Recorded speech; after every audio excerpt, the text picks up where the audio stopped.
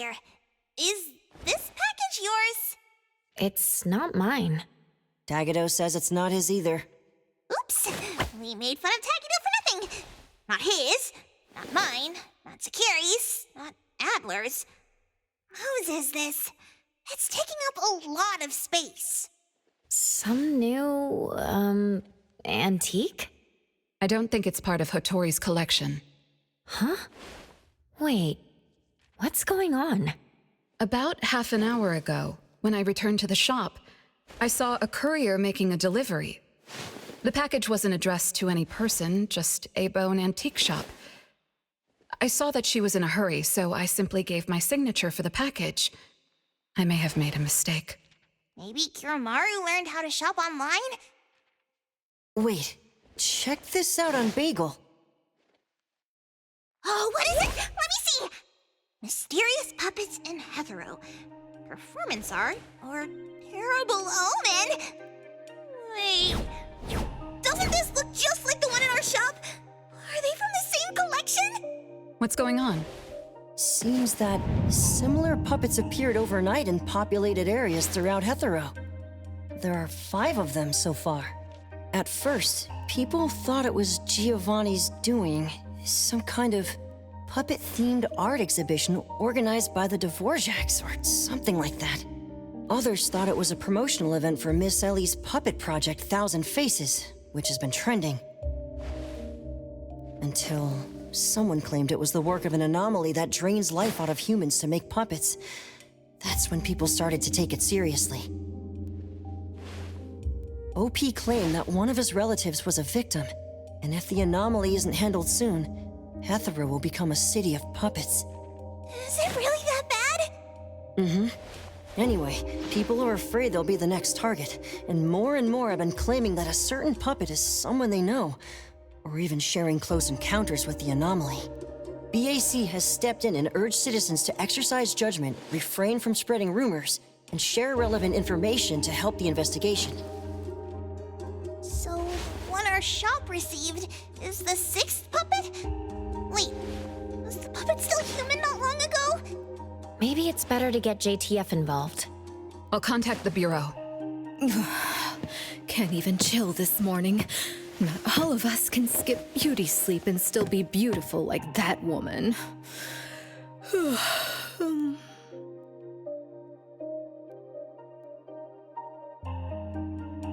My apologies. It's not your fault, it's someone else. Forget it. So who brought this thing? Take it away, dump it, I don't care. Don't let it mess with the shop's feng shui. We got you covered, boss. JTF will be right here. I don't see you getting excited about bringing customers over, and you're bringing JTF to the shop? You kids better not have stirred up trouble again. Here's what happened. In any case, we'd like you to come to BAC to assist with our investigation. We'll have to leave the shop for a while. What do you think, Hotori? Well, the business of the BAC matters more than ours, so we'll comply. But the BAC will compensate for missed working hours for Precious, Daff, and me. Why am I included? Of course. The BAC will provide reasonable compensation for losses incurred from taking up your time. Boss, I want to come along too. There are no Misties to catch today. The shop isn't closing for the day. Someone needs to handle things until Adler gets back with groceries. Don't blow up the place while I'm gone. All right, you can count on us. Let's get ready to head out.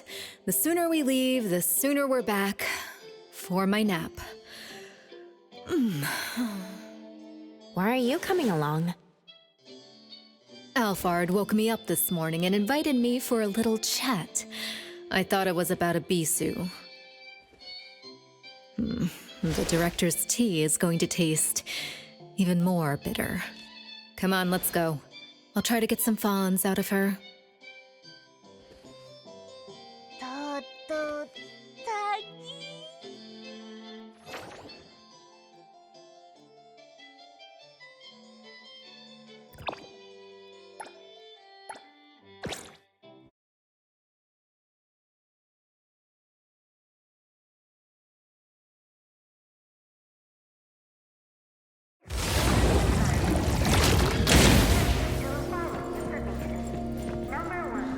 Greetings, everyone from A-Bone. ETD-6 is taking over this case. I'll introduce you to the operation lead in a moment. If Nellie's handling the introductions personally, this must be quite the complicated case. Since there's already online unrest, we decided to assign a team specializing in anomaly crimes and meme anomalies. Anomaly crimes? Those refer to human criminal incidents that involve the exploitation of anomaly characteristics, or espers. So, the Bureau suspects that this isn't the work of anomalies alone. There are more and more divisions in the Enforcement Tactical Division nowadays. The puppet from A-Bone has been transferred to TempCon. Please follow me.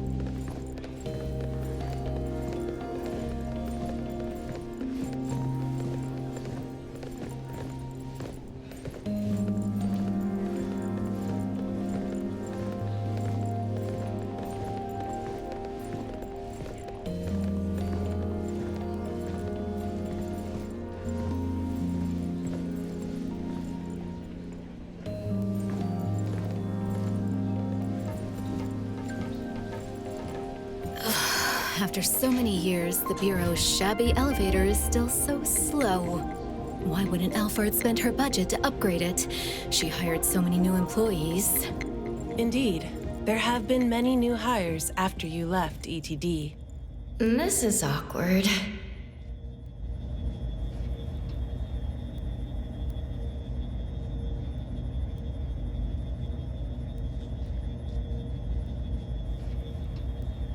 Precious, Daff, see you later. Aren't you coming? I'd love to hang around and meet teams I've never seen before, but my dear Director Alfard needs me for some grown-up discussions. Is it about Ebisu? Should I go with you? Our Precious wants to feel the cool AC and expensive sofa, as well as the endless lectures from the director. She only asked for me, but I'm sure she wouldn't mind another one, especially one who's such a good kid. You mean I don't have to go with you? Don't worry. The containment level needs your expertise more. Next time there's a chance, I still won't drag you along to suffer. When you're done with your work, just head back. Don't wait for me. I just hope today's parent-teacher conference doesn't set a new record for length.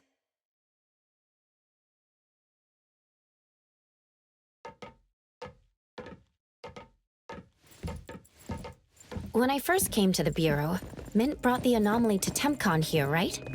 Yes, TempCon manages anomalies and derivatives that we don't fully comprehend. Depending on the situation, they'll either be nullified or transferred to the Seleno compound for long-term containment. We're about to directly contact anomaly derivatives of unknown properties. That said, your safety is guaranteed.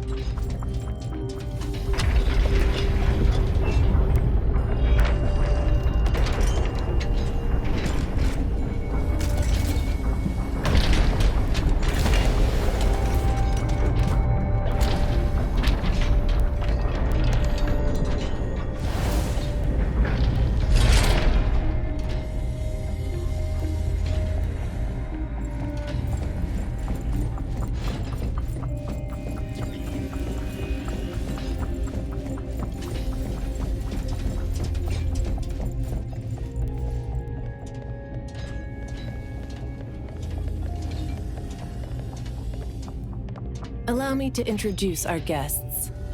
These are anomaly hunters from A-Bone Antique Shop, Daffodil, who witnessed the suspect in the puppetization case, and the appraiser, who has keen perception of anomalies. This is Chaos from ETD-6. Hi there. This is Lavinia, an operative from the Egosh Court. We'll be relying on the court's support for intel related to unknown anomalies. Blackbird was unable to attend today's meeting in person, so I'll be covering for her. Greetings to the people of A-Bone. Greetings. Now that everyone's here, let's get started. Who received the package? Tell us what happened. It was around 7:30 in the morning. I saw the delivery person place the package at the shop entrance. She approached me for my signature, saying she was in a hurry for the next delivery. I did not think too much at the time, so I signed and took it into the shop. But looking back now, the whole thing was pretty strange. The package was marked fragile, and the delivery person told me to handle it carefully. But the packaging was flimsy. Do you remember what the delivery person looked like? A young woman, not particularly tall. Short hair, in a Cool Express uniform. I didn't get a good look at her face since her baseball cap was in the way. Curious. From the package to the delivery person, everything was fake. According to our investigation of the Cool Express in Bridge Crossings, the delivery person responsible for Hankaku Street does not match Daffodil's description, and their work records show no irregularities. The shipping records from the package center also show no fragile items being delivered to A-Bone. Someone disguised themselves as a delivery person just to give A-Bone a puppet? Correct. The question is, why would anyone do this? Considering this may involve matters affecting A-Bone's interests, I'd like to consult with both of you. We also don't have any leads. Sorry to interrupt. I was thinking, what if this person wanted the appraiser's help? A puppet that allegedly was transformed from a human, wouldn't it retain traces of an anomaly? If that's the case, a client should have come forward to explain the situation. Even without a client, what harm is there in examining a gift at your doorstep? Can I take a look at it? Please, go ahead.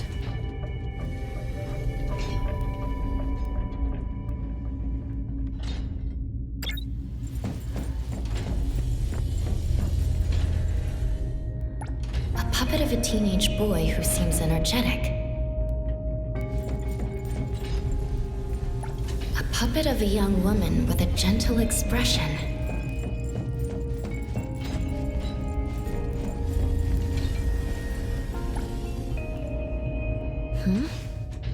The cards in the pocket? Huh. The anomaly's aura seems to be coming from these cards. Bella? The red letters are names. And the number 0? All 6 puppets have a similar aura. It should be from the same anomaly or the same type of anomaly, but it's very faint. I think the puppets should be ordinary puppets. They were simply in proximity to an anomaly. But the black cards in the puppets' clothes... The cards are the derivatives, aren't they? Very likely. So people being attacked and turned into puppets by anomalies is just a rumor. Pretty much what I expected. Who would spread rumors on Bagel to cause panic? Could it be the same person who delivered the puppet to A-Bone? Bingo. You're asking the right questions. My investigation shows that someone hacked a bunch of Bagel accounts and started rumors about people being turned into puppets by anomalies. This is starting to affect the citizens of Hatharo. Take me, for example. I have a neighbor who never misses her daily dog walks, rain or shine, but she's scared of getting caught by the anomaly and began to ask me to run errands. Who's ever out there watching and laughing at us right now, feel free to pop champagne. In any case, we can conclude that someone is spreading rumors. But I'm afraid clearing this up won't be easy. We can only explain the truth to the public after we contain or nullify this anomaly. And only then can we completely quell the rumors and eliminate their harmful effects. We have 2 important leads. First, the puppet was delivered to A-Bone, by a fake delivery person. However, neither of you know anything about her, so we'll have to set that aside. At least we're on the right track. The second lead is that the anomaly can write. In my experience, this is quite rare. I wonder if the Igash court has any records of such anomalies. Could you help us interpret it? Unfortunately, we haven't found any matching anomalies in accessible records. If we can determine the identity of the names written on the cards, I may be able to help. I should be able to glimpse at their fate through divination and understand what they've been through. Chaos, consider this. If anyone received a black card from the anomaly, you are welcome to bring them to the witch's house for divination.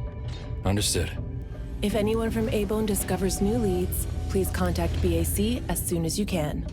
We will look out for more leads. Very well, let's adjourn. Thank you very much for your assistance.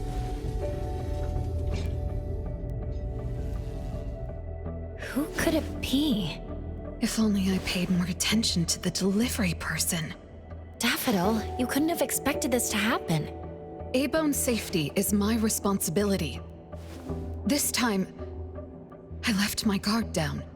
Still, it's good to know that no one was actually turned into a puppet.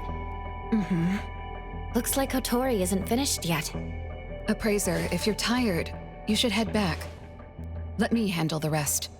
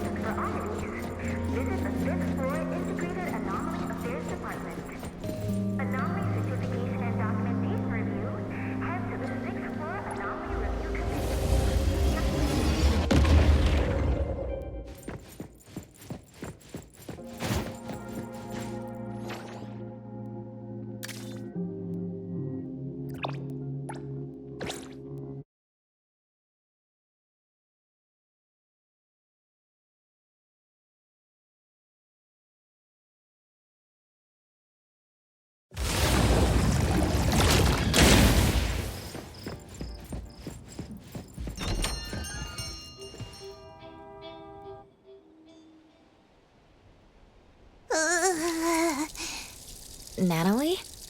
Are you okay? One last spot. Alright. Natalie's special training of watering flowers and horse dance complete. Watering flowers in horse stance? I'm learning from my master. Integrate every bit of training into daily life, using the weight of the watering can to increase the training intensity. How's that? Pretty clever, right? Oh? I water flowers like a normal person. Exactly. To Master, this is just normal. My training isn't good enough yet. That's why I keep wobbling around. Just you wait and see how much I improve, Master! Of course. Thanks to Daffodil and Natalie, the flowers and plants are looking better. I'll take care of pruning from here. Alright. Delicate work like that really is best left to the old man. Oh, by the way, how did that thing from yesterday turn out? Any updates? We couldn't get anything out of Cool Express. The manager even said that they're going to avoid hiring temps for a while. There goes one of my reliable side gigs. The Colucci's funds are running low. Oh, why do you think they're sending puppets to our place in A-Bone? Could it be the anomaly is challenging the Colucci's? Was the puppet sent to deliver some kind of message? What message could that be? Like a coded message in Sin City Chronicles. This is some kind of hint. The hint is something that I, Beiji Daime, should definitely be able to figure out. If that's the case, shouldn't the recipient be you? Oh, you're right. Why does it only say A-Bone! Could it be that I, Natalie Colucci, am not famous enough? If it only says A-Bone, then who exactly is this hint for? Or could it be meant for all of us? We have a guest. Hello? Is this A-Bone? Are you anomaly hunters? Welcome to A-Bone. You must be here for an anomaly commission. Yes. What do I need to do? Do I sign a contract? Do I have to sign up for something?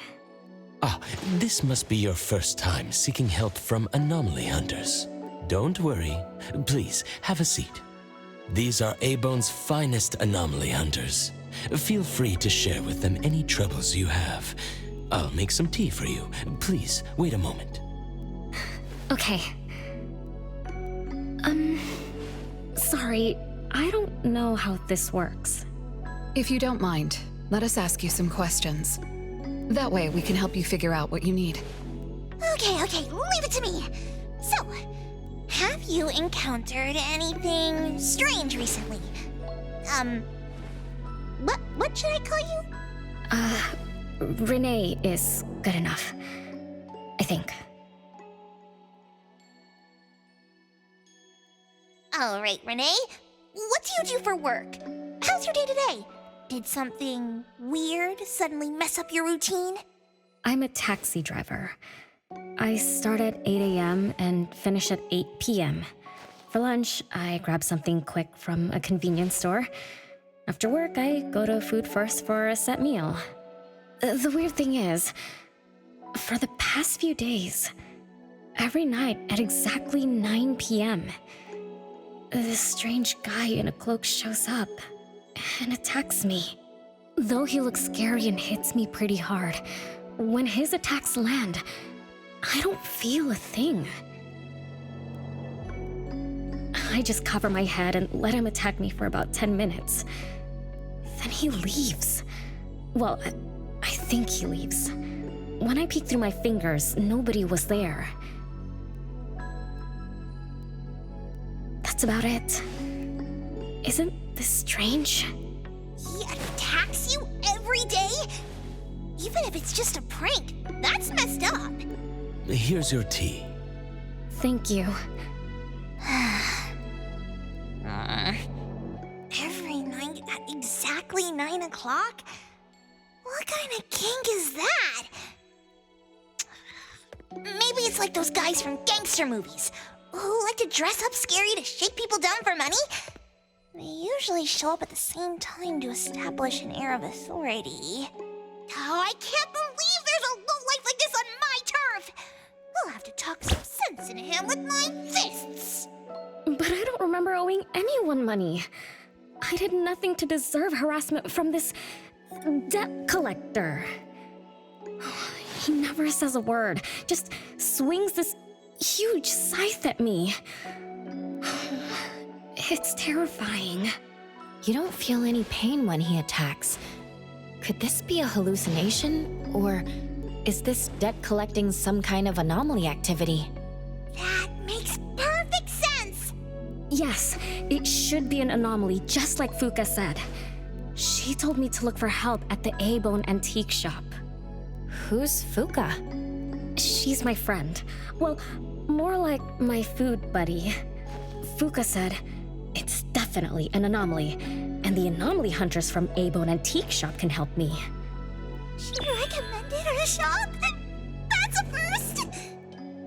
Thanks to me, Natalie, the tiger of bridge crossings, Ichi-Daime of the Colucci family! Oh, I've made a name for ourselves. People are finally going out of their way to recommend us! Your friend knows what's going on. What else did she say? I'm not really sure. I just know that she said I should get your help as soon as possible. Are there any other strange things going on besides that? It's hard to say. I don't know. Sorry, I don't have a great memory. I only have vague impressions of most things. How about you go ask Fuka? She also saw the anomaly in the parking lot that day. I think. She seems rather scatterbrained. It'd be good to hear what others have to say. It's almost mealtime. Fuka should be at food first. Shall we? What do you think, Appraiser? Master? This is our first commission of the day. We'll help figure this out and see if there's really an anomaly causing trouble. Let's not disappoint this very tasteful person who recommended us. Let's go take a look. How about you, Master? Huh. Master hasn't worked on a commission with the Appraiser yet. Maybe this is a good time to show you my latest training results! Hattori has no plans to go out today. Rest assured, I'll watch over the shop. Very well. Let's head out. Let's go. It's been a while since I had food first. Oh, I'm craving for their hamburger steaks. Hey, old man, we won't be back for dinner tonight. Take care. Tagi. One of these books is an anomaly. You can tell by touching the book. Tagi.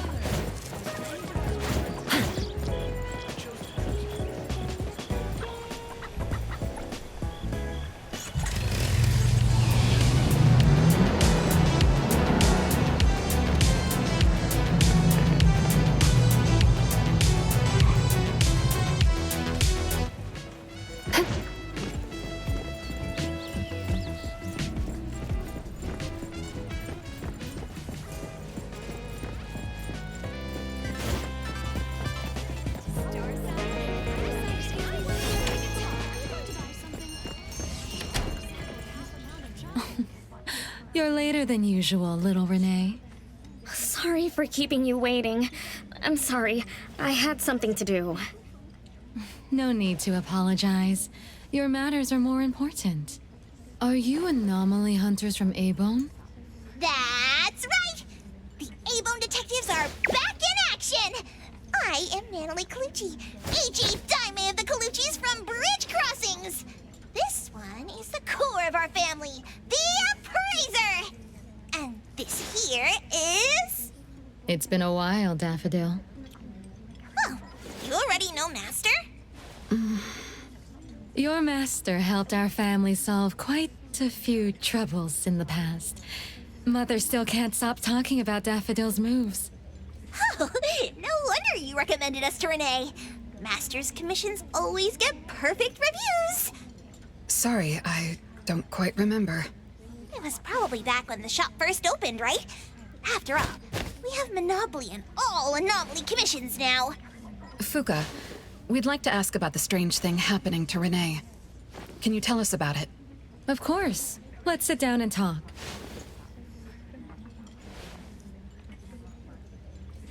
Two nights ago, little Renee and I finished dinner and were about to head home. She offered to give me a ride, so we walked to the parking lot together. That's when we encountered this cloaked person. Cloaked person. Didn't little Renee tell you about it? The anomaly she saw was a strange figure that looked like someone wearing a cloak. Oh. Did I really say that? You little scatterbrain, forgetting what you said again. I'm sorry. No need to apologize. But to be honest, I don't know what this so-called cloaked person actually looks like. You don't know. Weren't you there? I was. Renee was walking me to her car, but halfway there, she suddenly crouched down, trembling all over, looking panicked like she was hiding from someone. I asked her what was wrong, but she couldn't answer. She just kept muttering things like, "Don't hit me." Nobody else was around, let alone anyone hitting her. So you didn't actually see the anomaly attack Renee? I did see her curled up on the ground, but I definitely didn't see the cloaked person she described. After about 10 minutes, the kiddo just stood up and asked me to follow her to the car, acting like nothing had happened. Isn't that strange? Are you sure this isn't some hallucination? Like, maybe she ate some weird shroom at dinner or something? I thought she was hallucinating at first, but on the way home, she told me that this weird thing happens every night at 9 p.m. It didn't sound like she was lying. Not a hallucination, only she can see it. Harasses her every night at the same time. With something this bizarre, it's gotta be an anomaly causing trouble. So, any leads yet? Hunters from Maybone? I see. Can I ask one more question? Of course, Daffodil. When Renee was clearly unwell, why didn't you contact a doctor? That's right. She acts like she's nice, but when her friend was in trouble, she didn't seem to be concerned or help her. Well, I was worried something might be wrong with her, so I told her to go to the hospital. But the girl insisted she was fine. So I just let her be. You also suggested that she should seek help from A-Bone. That's because I later realized Renee must have gotten herself into trouble with some anomaly. So I thought of you. Wouldn't it be better if you experts helped her instead of having an amateur like me mess around? Daffodil, you may be thorough, but you always get obsessed with details. Same old habits. I'm the one who told Fuka that I was okay. Really, I'm fine. It didn't hurt at all. It's just that the anomaly was scary. Thanks to Fuka for explaining everything that happened. I'm not so good at that. I feel like I don't really know what's going on. We've been talking for so long, we almost skipped dinner. I'll buy everyone food tonight. Take a look at the menu. What do you want, Fuka? Same as usual. Spicy chicken cutlet curry rice. I'll have the same. I don't know about the other stuff at this place, but I like the spicy chicken rice, since it doesn't have those gross green peas. What about you, Nenali and Appraiser? Go ahead and order something you like. We'll gladly take the offer.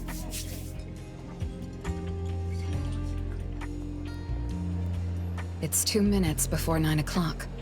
According to Renee, the anomaly will appear in the parking lot right on time. I wonder if we'll get to see that cloaked person show up to collect debts. From what Fuka said, not everyone can see it, right? Or maybe ordinary people can't see it? It might not be a weirdo in a cloak either. After all, she's a bit scatterbrained. She could have gotten it wrong. There are many anomaly hunters here to protect you today. No need to be afraid. Thank you. You always take care of me. Then I'll walk ahead. He'll show up soon.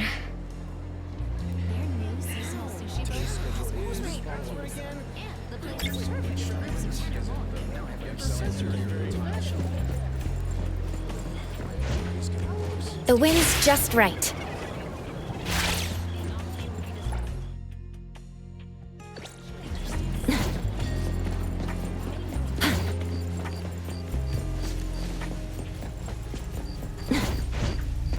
Get down now, or I'll toss you off! What just hopped on my car?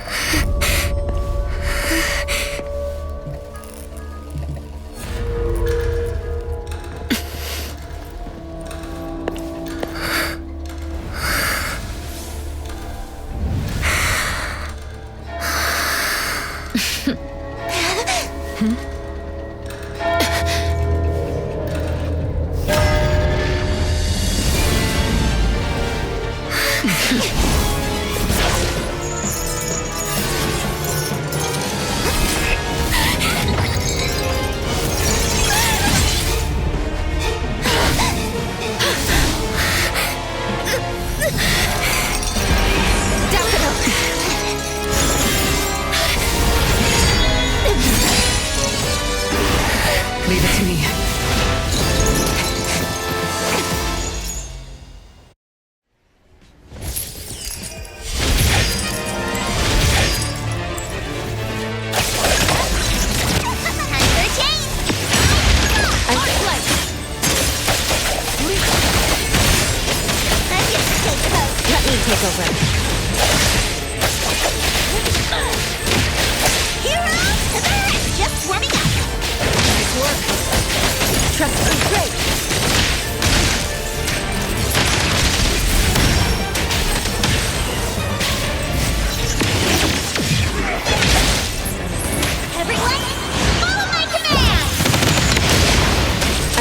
The nexus.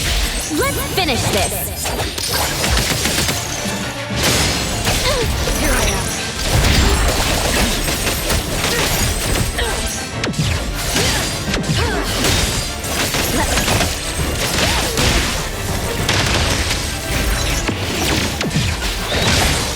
Trust me. Play, then break.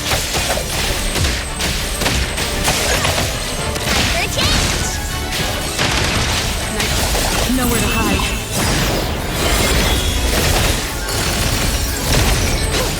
I will see through the nexus. Take splinter and fracture.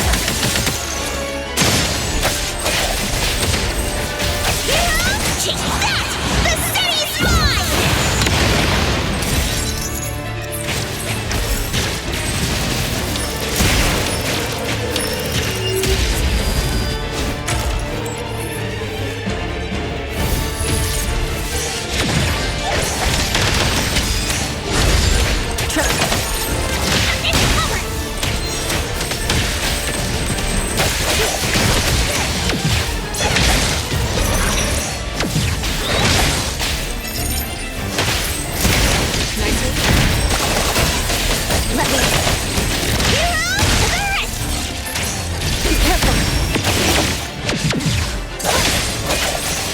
Feeling good. Let's finish this.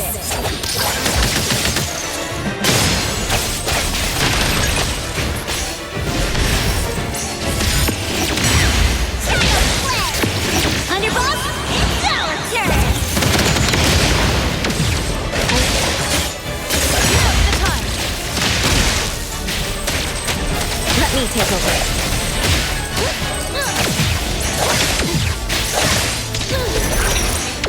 Not too difficult. Here. Trust me.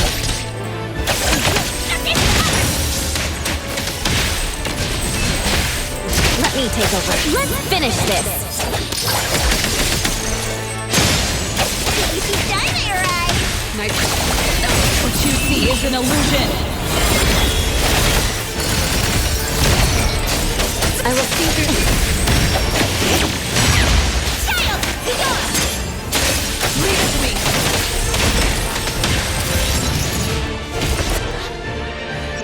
How did it get away? Don't tell me I'm getting rusty! Stay away. Stay away from me! Are you okay? Don't worry, I drove away that debt collector. Everything's okay now. Did the anomaly drop that thing on the floor? Renee. And a series of numbers on the back. -20088. The numbers are different. It's the same type of card the Bureau is looking into. Let me contact Chaos. We meet again. From what I know, you received a commission from Renee to investigate this debt collector anomaly, which attacks her every night at the same time. You fought, then the anomaly left behind the same cards from the puppetization case. So you encountered the same anomaly I'm after. Could someone have schemed all these encounters just to involve you? ETD-6 lives up to their name. They are true anomaly crime experts. You're right. This doesn't seem to be a coincidence. We still don't know who's the mastermind or why they're doing this, but we may have already met her. Fuka, the friend who recommended us to Renee. Wait, she was just here a moment ago. She's already gone. What did she say? She recommended A-Bone because Daffodil had handled her mother's commission before, which left an impression. Daffodil. Daffodil. So it's Daffodil again. Interesting. Thanks for the information. We should make a trip to the witch's house. Good thing it's not too late. So I'll ask the Blackbird and her team to work some overtime. Aren't you coming with us? Of course.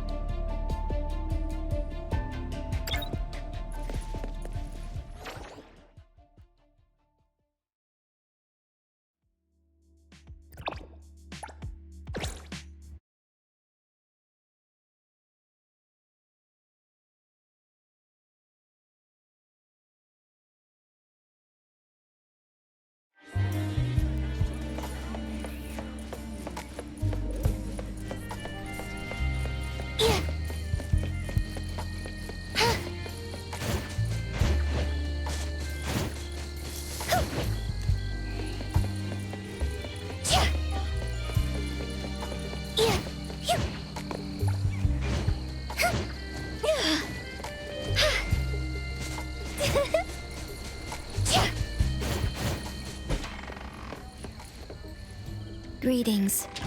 Welcome to the witch's house. Hello. Sorry for disturbing you this late. Good evening. This young lady was attacked by the puppetization anomaly tonight. Huh? Wait, what anomaly? The one that turns people into puppets? So, those people really were...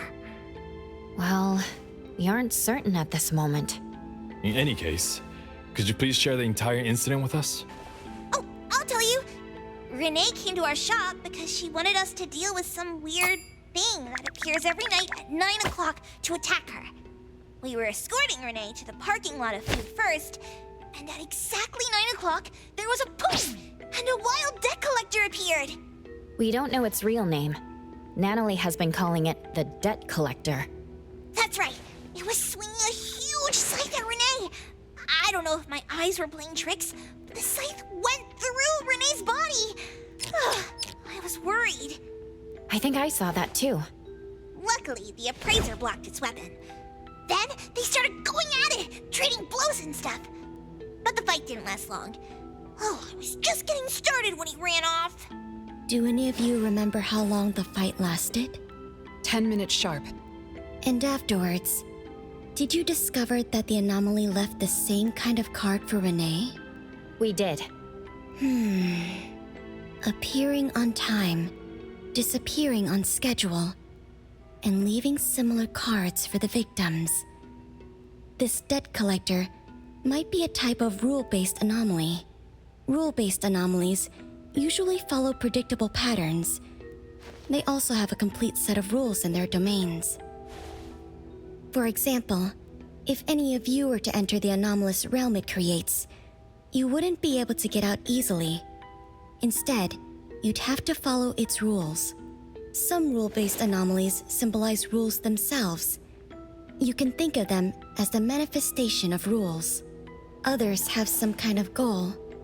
In such cases, nullification is extremely difficult, and conventional containment methods have proved ineffective. No wonder it got away. Is Abisu's security anomaly also a rule-based one? Nantani is its name, right? It is. So, the key is to understand the rules and master them before we can nullify or use them to our advantage. And someone beat us to it. Figured out the debt collector's rules, set up the whole thing.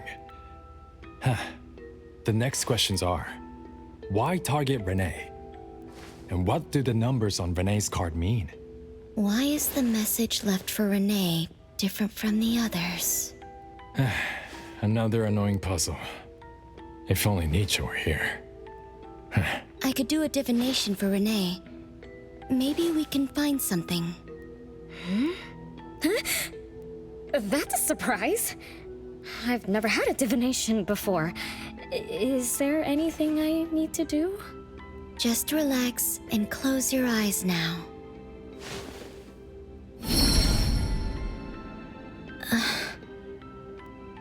Oh, lost child of fate. Your tomorrow is trapped in blankness. Wait, what? What trap? What blankness?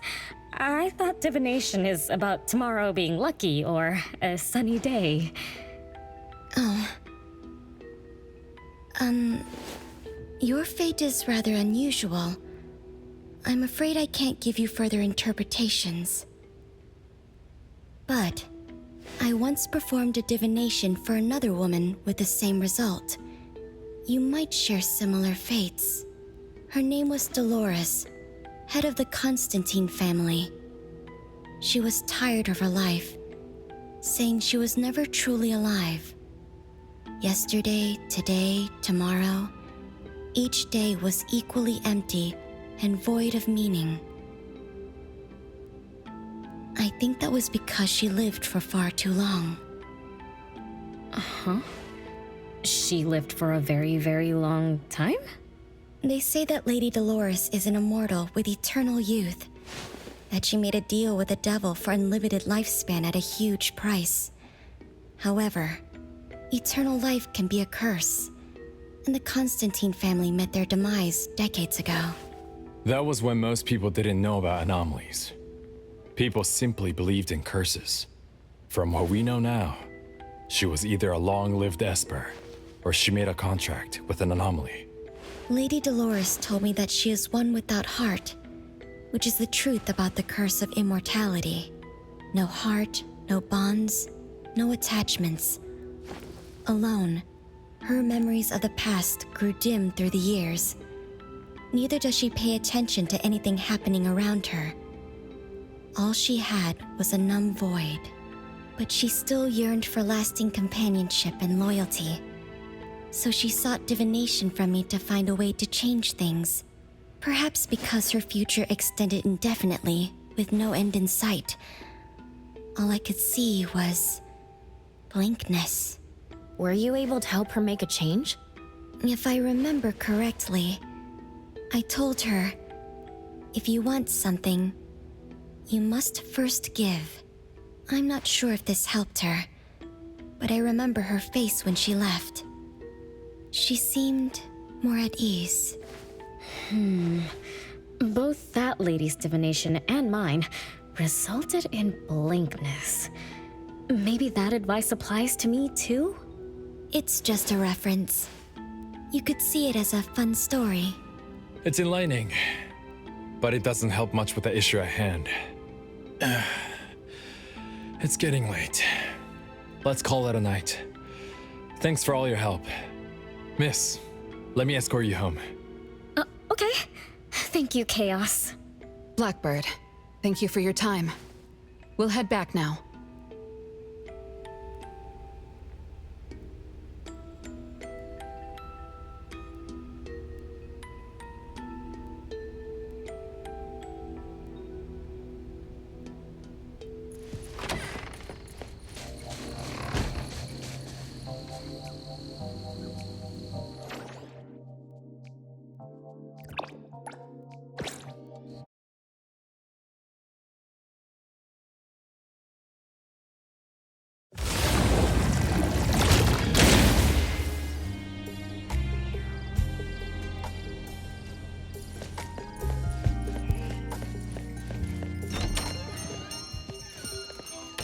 Whoa! It's already so late! Today was a lot of work without a lot of results, huh? A rule-based anomaly, weird messages on a card, then some story from way, way back. There seem to be a lot of clues. but there isn't a way to connect them together. They must be related. What could be the missing link?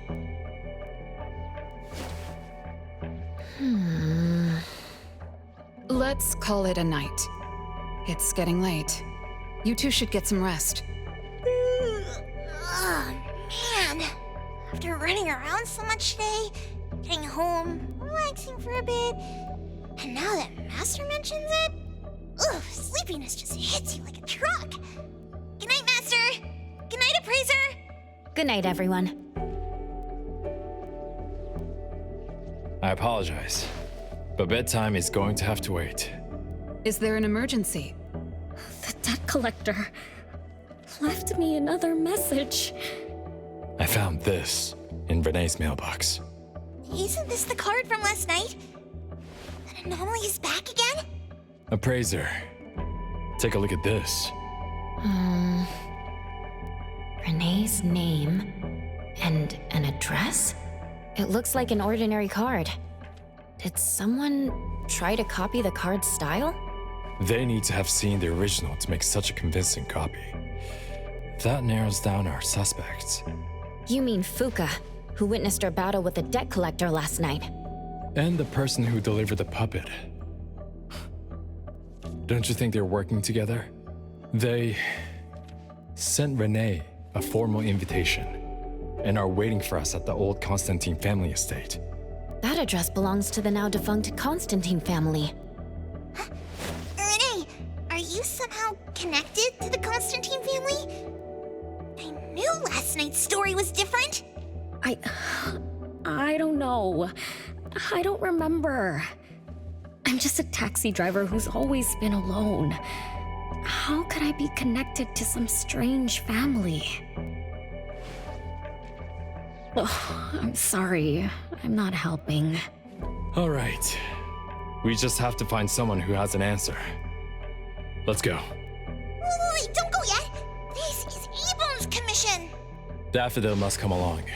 Others can join us too. I don't have stupid rules about not getting others involved. Master, the Appraiser, and Natalie Colucci. The mystery of the debt collector is about to be revealed! Edgar reads these books sometimes, so even if nobody buys them, they have served their purpose.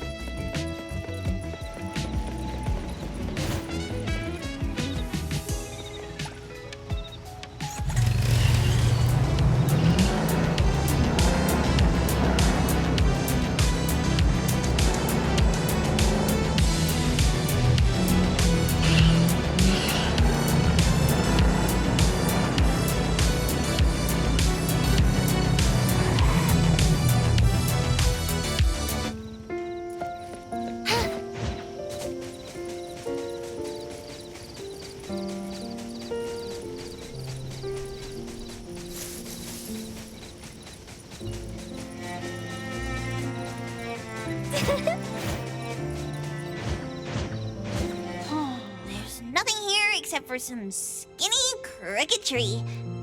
How is there nothing else? Was there really a big mansion here before? It's a cherry blossom tree. I didn't notice before, but wow. It's grown so tall already. The branches might be thin, but they're sturdy. Natalie, do you want to climb it? Me? Climb the tree? Now? Let me see if there's a good angle to climb. It's been a while. I'm not sure if I can do it. Or maybe it's because I was smaller when I was a kid. I could just hop and reach the top. But now... maybe it's better not to try. Huh? Why are looking at me? I'm sorry. My bad. This isn't the time to be fooling around. Let's have a climbing competition after we solve the mystery. Let's get back to the case. Renee says she's been here before, specifically when she was a kid, and that she used to climb this cherry blossom tree. You are connected to this family after all. Did I just tell you all of that? Yep. You said you climbed this tree when you were a kid. When you were a kid. Back then, I climbed all the way to the top of the tree, wanting to pick the prettiest cherry blossom for my sister. But it was so tall, and I was too scared to climb down the same way. Luckily, someone caught me. Huh? Was it my sister?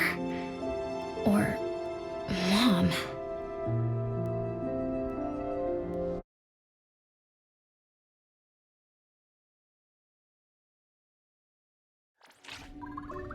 Ow! That hurts! Renee, are you okay? My head hurts, but my limbs are where they should be. What about you, Appraiser? I'm okay too. Where are we? What just happened? I'm not sure, but it looks like we're in an anomalous realm. You remembered climbing the cherry blossom tree as a child, then we got pulled in.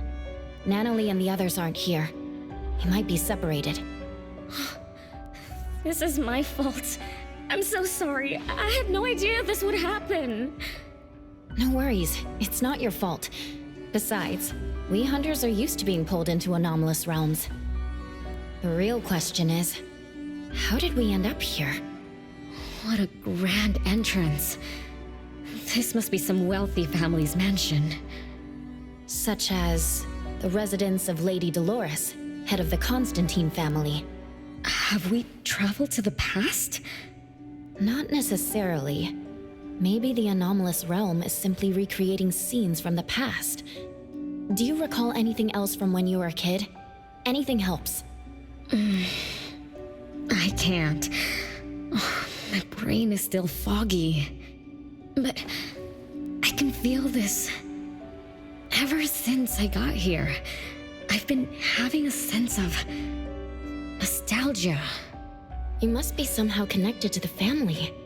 Whoever brought us here knows that. But didn't the Constantines disappear decades ago? That doesn't match up with my age.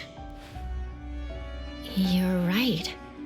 What you just remembered was from when you were little.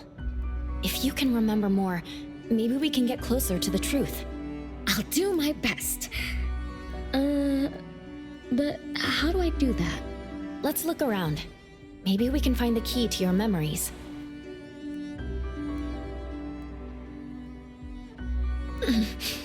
Strange. It won't budge. I'm feeling rather shut out. Is this really a door? It feels so strange. Maybe it needs to be opened from the other side? Maybe. Let's check over there.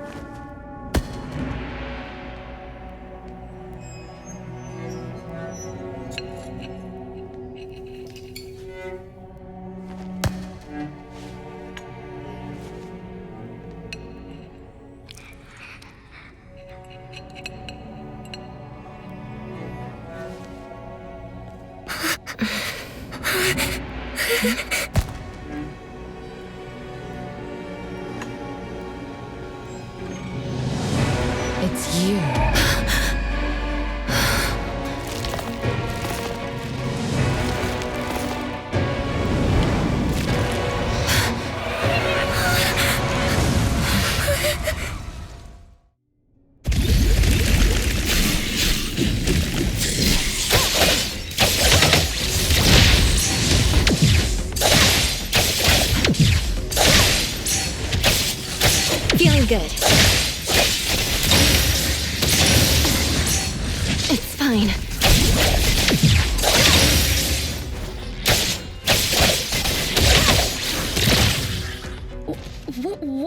just now? Something from the past? A family sitting around the table, getting ready for a meal. Is this space replaying events from the past?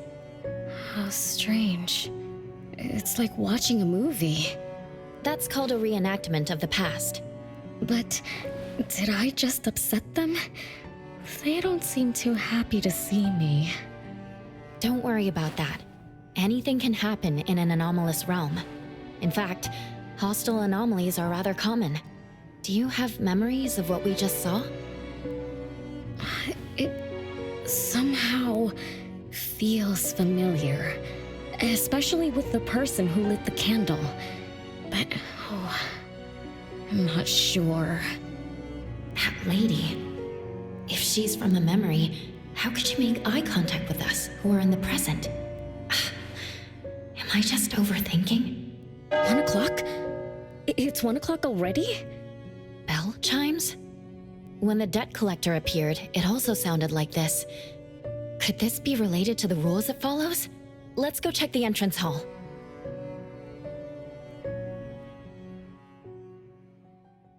Oh, impressive! Classy! Great taste. That's how big families do it. If only the base of the Kalujis were as fancy as this. Well, we could definitely do without the curse. Do you think Renee and the appraiser already went ahead of us? Let's go in to investigate. It's best if we regroup as soon as possible. Whoa, this door is so ancient. It's not going to fall apart if I push it, right? An old, ruined mansion that suddenly appeared, long neglected and unmaintained. Could this be how the Constantine family mansion looks now? The desolation we just saw could be an illusion to hide this place. That makes sense. And then Renee dispelled the illusion. She must be part of this family. In other words, the master of the family returns. An old mansion abandoned for decades. I better be careful. I won't be able to pay for damages if I break anything historical. Yeah, we're inside an anomalous realm. Be careful. Alright then, let's be gentle. Hello there!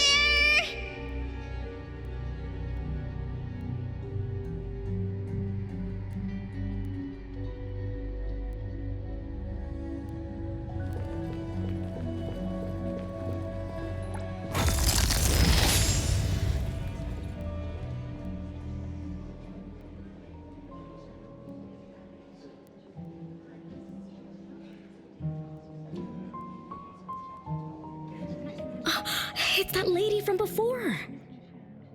Excuse me. Sorry. Wait a minute. Were you talking to me? She just walked away without responding. I'm so confused. We can talk to people from the past? It's like an interactive movie. No, wait. It's more like a stage play. Maybe we're also on the stage. Are we the audience? Or are we unwitting participants? Let's just say we're on the right track. You could try talking to the one who just lit the candle. Ask about how things are going. That lady. Oh, there she is. We'll have to squeeze through the crowd. It's going to be tough. Why are there so many people here? Are they having a banquet, salon, or something like that?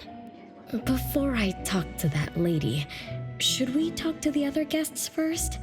We can figure out what's going on in this mansion.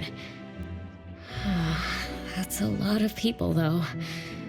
When I drive a taxi, I don't need to speak to more than 2 or 3 passengers. No need to push yourself. Want me to handle this instead? Appraiser, you've done a lot for me. I have to step up. Besides, this is the first time I want to figure things out. These are probably things I never should have forgotten.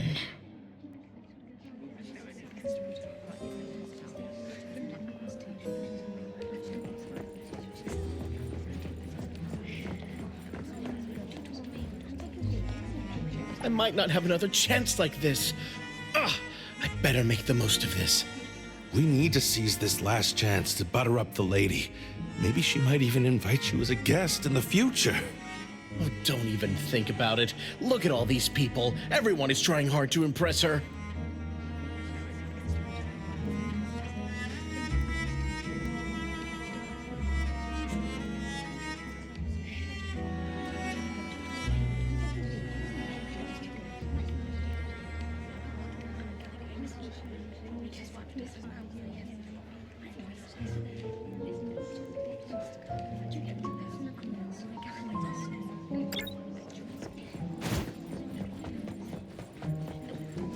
Which family does that young girl with the white hair belong to? How come I've never seen her before? That should be Bella, the eldest daughter of Lady Dolores. She is the organizer of this farewell banquet. Her daughter is already that grown up? She doesn't look that much older than her daughter. Shh, keep it down. You know that woman is cursed. What a shame. I was hoping to introduce my brother to Bella.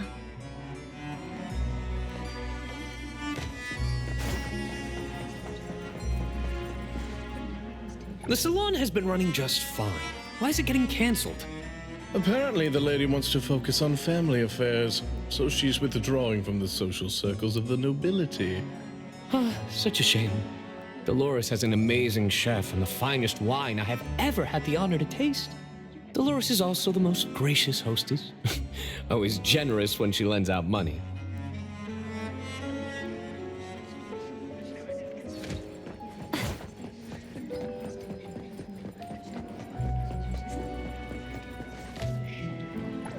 That woman is finally stepping down from the stage. Tut-tut, shamelessly enjoying eternal youth. Just because she had a deal with the devil. Look at this mansion. Look at all these treasures. Who knows how much wealth she's swindled over however long she's been alive. This is my last chance to find her source of immortality. The salon ends at 3 o'clock. Look at what time it is already. What's taking those useless guys so long to make a move? Told you, those so-called exorcists you hired are nothing but frauds. You better give up on your delusions. My brain is getting fried from what the guests are saying. So many conversations. So many faces. So many names. Let me think. Bella. That sounds familiar. Very familiar. Extremely familiar. Oh, that feeling is back again. It's just hearing that name brings up this nostalgia. One of the puppets recovered by the BAC is also called Bella. Can this be a coincidence? What do you think? You said the BAC found cards in the pockets of the puppets, and those cards were similar to the one I got. That means I'm connected to the puppets. By the way, Lady Dolores' daughter, whom we just met, also gave me this feeling of nostalgia.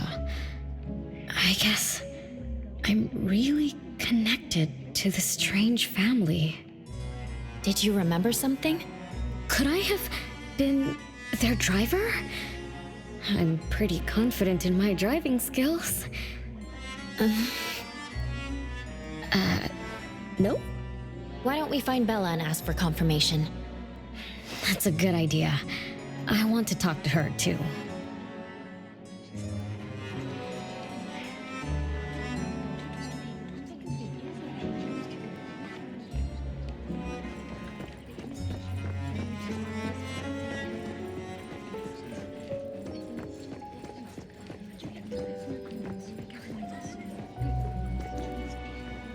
Renee, this isn't a place for kids. Huh? Bella? You know me? Child, I'm your older sister. Remember, you should address me in a formal manner. I can't believe I have to tell you this. Mother has indeed spoiled you. Sister? My big sis? Why are you so confused? Oh, did you oversleep again? Mother warned us not to interrupt her salon, but you just had to go see what's going on. Like the time you hid in that cabinet to peek through. You ended up very disappointed, remember? You said adult social gatherings were boring, so you dozed off. You fell asleep in that cramped cabinet. When you woke up, you were so groggy that you forgot where you were and what you were doing. And then you woke up, but someone had shut the cabinet door, leaving you in a dark, cramped space. You snapped and started to cry. Desperate to escape, you threw yourself against the cabinet door. That day, every guest witnessed the extraordinary commotion you caused. You completely ruined Mother's salon. I didn't mean to, big sis. Is that so? Do you really think I'm your sister? Huh? Big sis? But aren't you? No, Renee. I'm just a shadow bound to this place, destined to meet you. Though you might have forgotten or abandoned us, we've been waiting for you all this time. We've been waiting to relive these moments with you. So, I really am part of the Constantine family? I'm her daughter? Looks like that poor brain of yours still remembers something. If you didn't even know your own mother, how sad would it be for those who love you? Where are they? Mom and the others. Are they still home?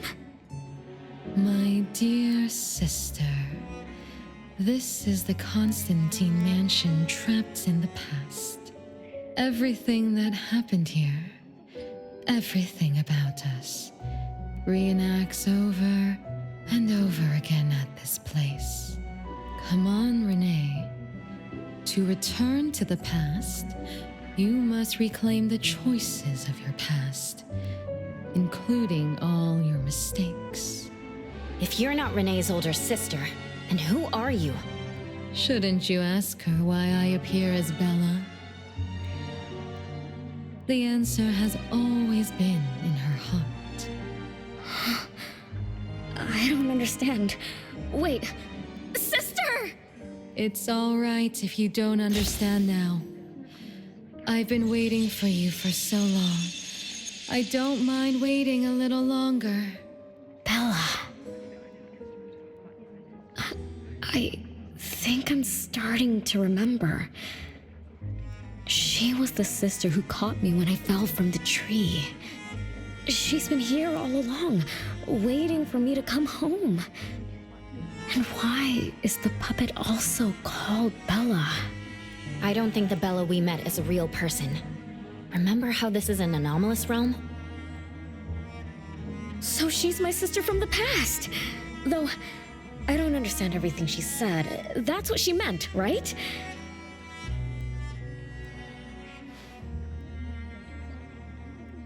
Then I really am part of this family. Didn't this family disappear over 50 years ago? How could I... How about we ask Lady Dolores? My mom?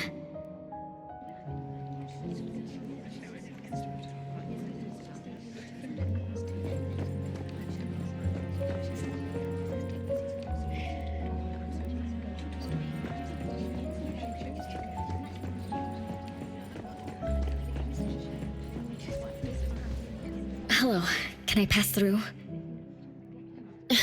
Excuse me, coming through. Hey, get in line if you want to butter up the missus. Take turns like everyone else. You're not the only ones who need something from her. Dolores is far too kind to you commoners who are uncultured bumpkins with no etiquette. Do I need to remind you about what first come first served means? I don't think we can squeeze through. These guests aren't very friendly. There was one bell chime when we came in. The salon started at 1 o'clock. If this scene closely follows how it played out in the past, they should leave as soon as the salon ends. We should be able to approach Lady Dolores then. Oh, good point. Thanks for coming up with a plan. I couldn't have done this alone. When does the salon end again? It should end at 3 o'clock. So we wait until the clock chimes 3 times.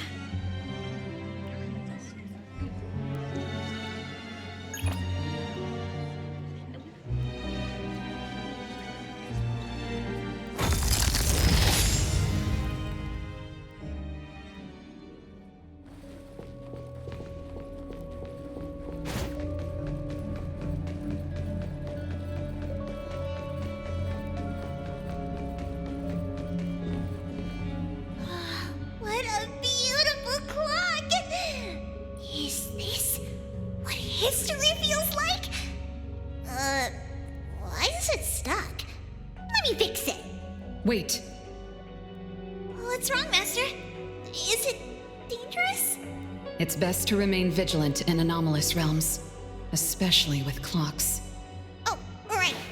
A debt collector anomaly is also related to clocks. Blackbird once mentioned that rule-based anomalies follow established patterns strictly. It would be a good idea for us to pay close attention to time. Got it, Master. We look around for clocks, watches, and stuff like that. But, I guess I was in a bit of a rush. It doesn't seem it cost anything, though. The debt collector didn't appear this time. Ouch! My ears! Something else showed up. Hey! Watch this!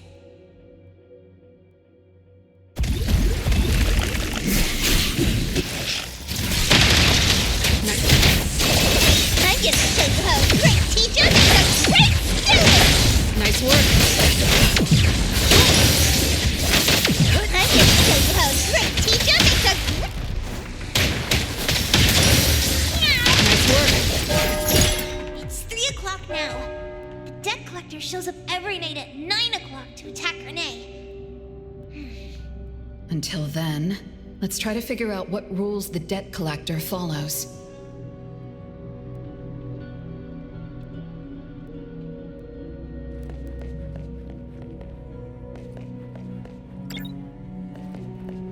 I'm gonna show you how a great teacher makes a great student! Nice work. I'm gonna show you.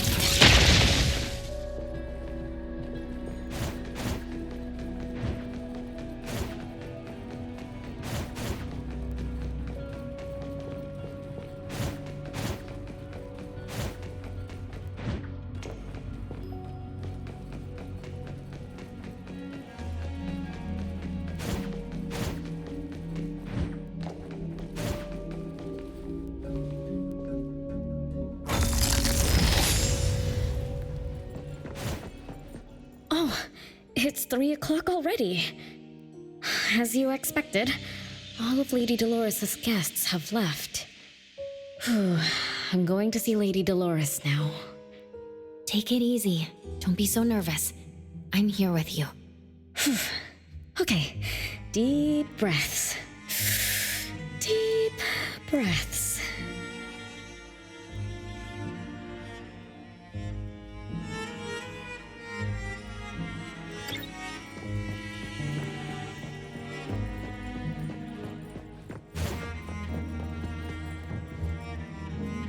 Lady Dolores? Renee, my dearest little daughter, come here to Mama. No need to hide anymore. The troublesome people are all gone now. Mom? Are you angry with me? I was too naughty.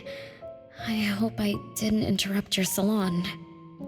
Angry? How could I be? I just didn't want you to see those people too early. To witness the greed, foolishness, and ugliness of those who long for so-called immortality. Are you talking about the people who were just around you? My little petal, they must have frightened you. I promise nothing like this will ever happen again. This pathetic charade will soon be over. Mom, you've always hated the salons? Feelings of love or hate didn't matter at first. I simply had to run the salons. I had to use these connections to reverse the decline of the Constantine family. Besides, I don't even remember all the little things. But even though my goal was fulfilled long ago, these salons kept going, one after another. Perhaps they weren't the only greedy ones. I was too. I was too young and too foolish. I mistakenly thought gathering them under this roof could bring me some comfort. However, they were nothing but a bunch who envied the family's reputation, coveted the wealth in this mansion, and lusted for so-called eternity. After a while, I came to see them as nothing more than greedy beasts, scrambling for scraps and pandering jesters making fools of themselves. I guess they sufficed as entertainment. I don't get it. It's okay if you don't understand. Mother promises that you, my little petal, will never need to understand this. These troubles will never bother you again. Mom, are you not hosting salons anymore? Whatever I sought in those salons was a mistake from the start. I must correct this mistake. And the catalyst for that change is you, my dear. My little petal. Family is what matters most. You are the most precious gift in my life, as well as the very source of meaning in my stagnant existence. Whatever time we have left, we must treasure every moment together. From now on, as long as I'm with you, as long as our family lives together in harmony, a moment of happiness with family is worth more than an eternity in solitude, even if it's just for a brief moment. Mom, wait! Little Renee, what would you choose between an eternity in solitude or a moment of happiness? Big Sis! You appeared out of nowhere. That was spooky. Oh, wait. What did Mom mean? And the rumors about the family. Is Mom cursed with eternal life? But how can eternal life be a curse? Isn't it great to live forever? So that's your answer. Well, having something is better than having nothing, and having more is better than having less. Right?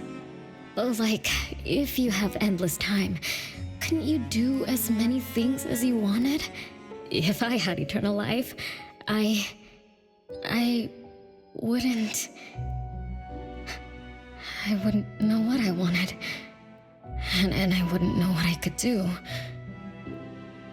I wouldn't even remember what I've ever done. This is my life right now. All this time.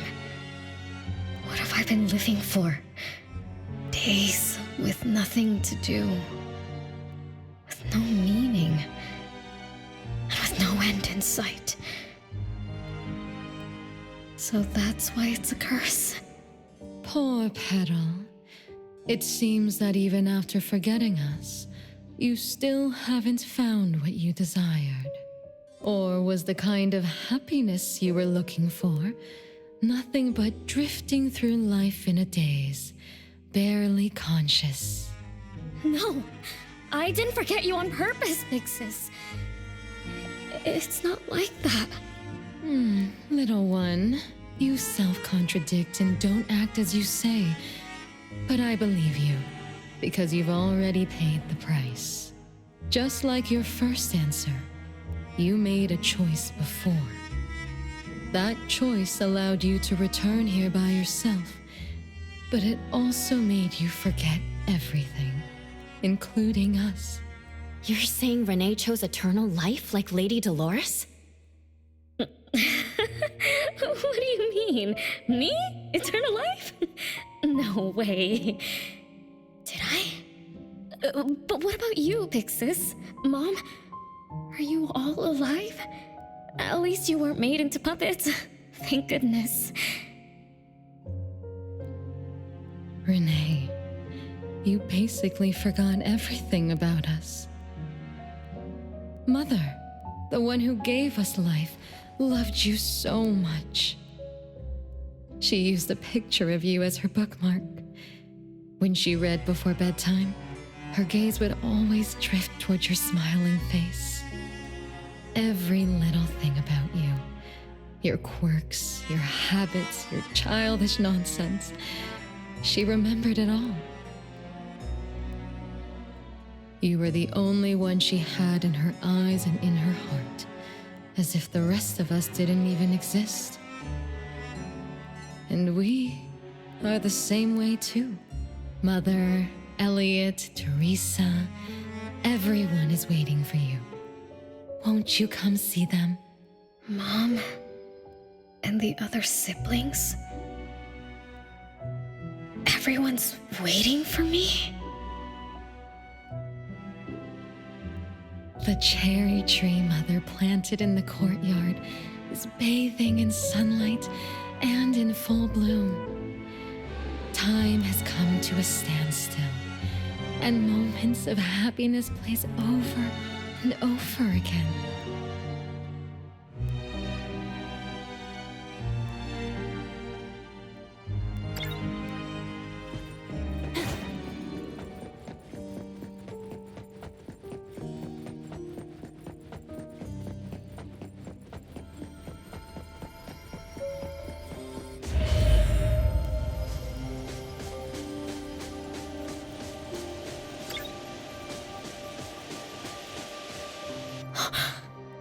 It's the same tree from before. The cherry blossoms. Oh, they're so pretty. Back then, when I was looking up at this tree, I suddenly wanted to pick the most beautiful branch for Big Sis. I thought she'd definitely look pretty with cherry blossoms in her hair. So I reached for that branch as far as I could. But I lost my grip and fell from the tree. Then... oh, what happened after that?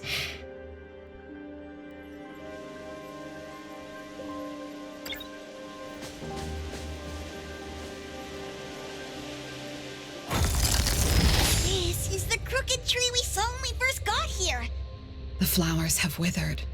Just like the fate of the Dolores family. Be careful.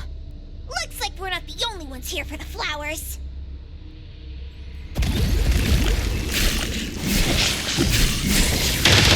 Nice work. No mercy. I'm getting... You can challenge me? Nice work.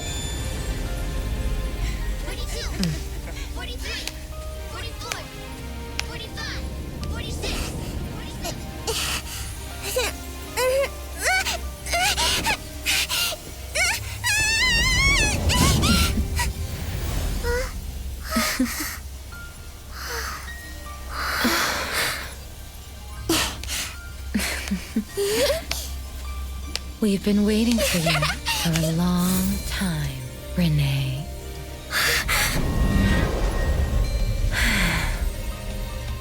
Do you remember the reason we were born? And the purpose we must serve?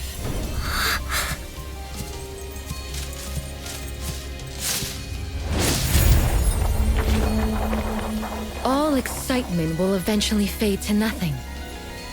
Mother has long grown tired and numb to it all. After enduring long and lonely times, a wish began brewing in her heart. We thus awoke to the blazing call of Mother's heart and came to her side. We swore with our very existence that Mother would never be alone again. Surrounded by her children, Mother found the companionship and happiness she had longed for. But she didn't stop. She kept yearning for more. Because we weren't able to satisfy Mother's deepest wishes in her heart. However,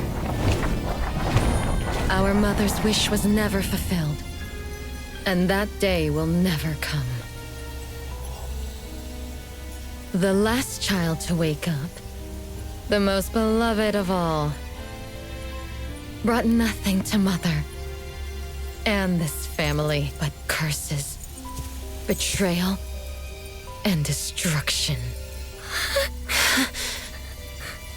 And now, she's back.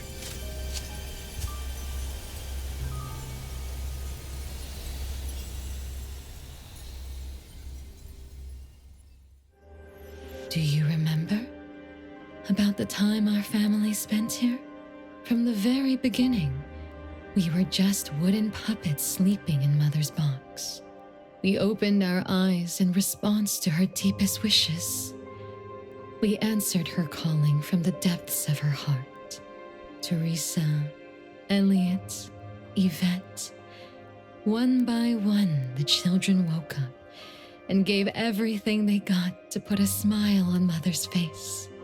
Those names are the same as the puppets found by the Bureau. This was Mother's miracle. She gave life to the wooden bodies of her puppet children. All of us shared Mother's gift of eternity. In return, we brought her laughter and companionship. The happy times seemed to last forever, but Mother still felt lonely. She was still yearning for more. As long as Mother's wish remained unfulfilled, more children would continue to come to her side. And you, little Renee, are the last child to receive her favor, and the one she treasures most. So, we used to be puppets, and I woke up because of Mom's magic. That must be the Esper ability of Lady Dolores. Our existence, our calling, and our purpose. Everything was dedicated to Mother. Thank you for helping me remember all of this, Big Sis. Unfortunately, you abandoned all of our duties.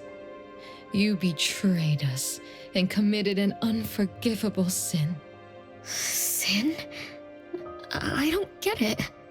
You forgot your family. You even forgot the sins you committed. But that's okay. I'll make you remember everything. That's exactly why I am here. The sin is recorded on Mother's registry in the study. Won't you go see for yourself?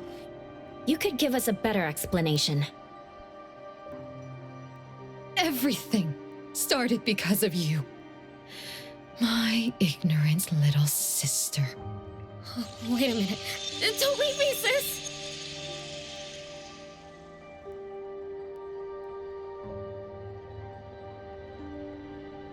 Renee, you're remembering something, right? Just like what Bella said, we're all puppets that woke up in response to Mom's wishes. We exist to keep Mom company. I remember many, many things now. I had tea with my siblings. We also played hide and seek at home. But Mom, our beloved Mom, where is she now? Why am I the only one alive by myself? Where did they all go? We'll have to check the study.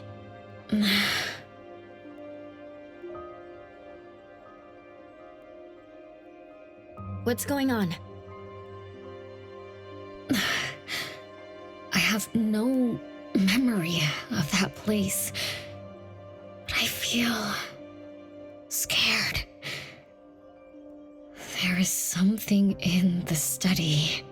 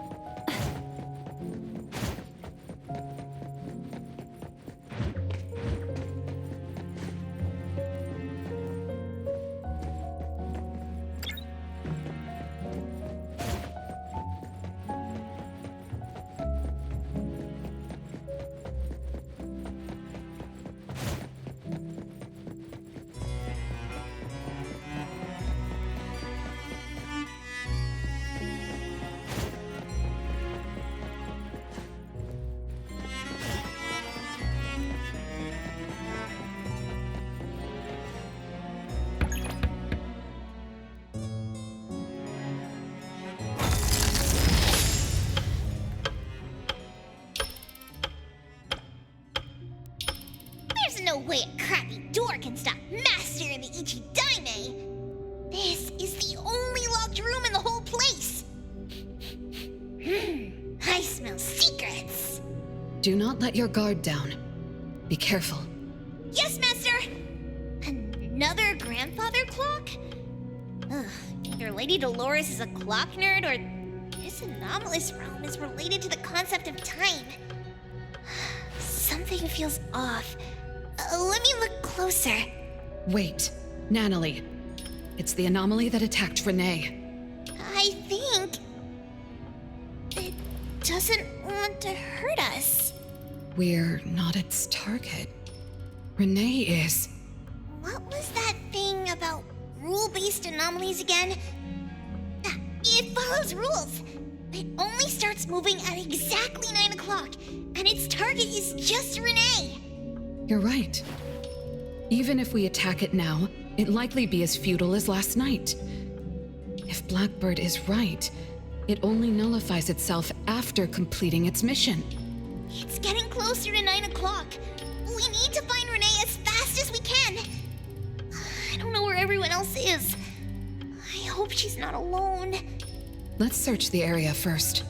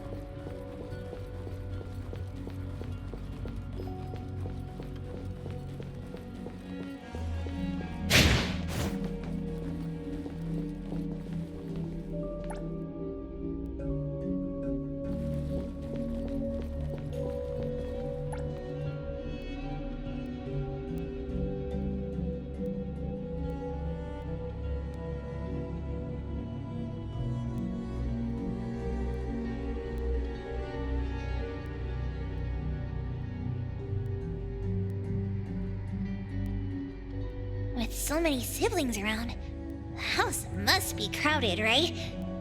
I wonder what it's like, playing and messing around with them every day. Master, do you have any siblings? Yes and no. I did once live in a garden with many sisters, but none of us were related by blood. Huh? If you're not related at all, why did you have to live together? Mother collected beautiful flowers as she saw fit. Of course, she was also a woman with no blood relation to any of us. That's so weird. Well, but isn't that not too different from the Constantine family? There are some similarities, but knowing the Constantines, I find it somewhat ironic that our mother and Dolores are complete opposites. I can sense Lady Dolores' sincere feelings as she cared for her children. Though they are puppets, she treated them as real children. In contrast, the other mother simply manipulated the children she collected into decorative pieces for her own fancy. Master, I don't know what was going on, but I'm glad that you got out of the garden. I think so too.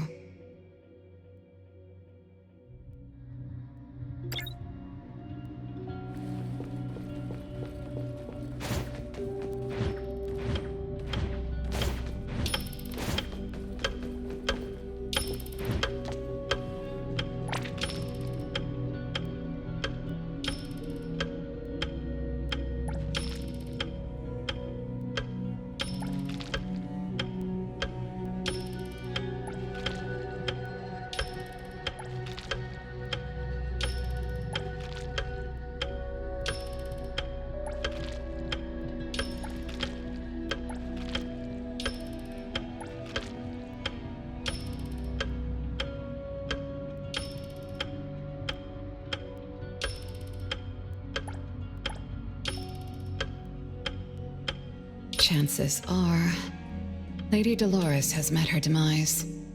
Only Renee's number is different.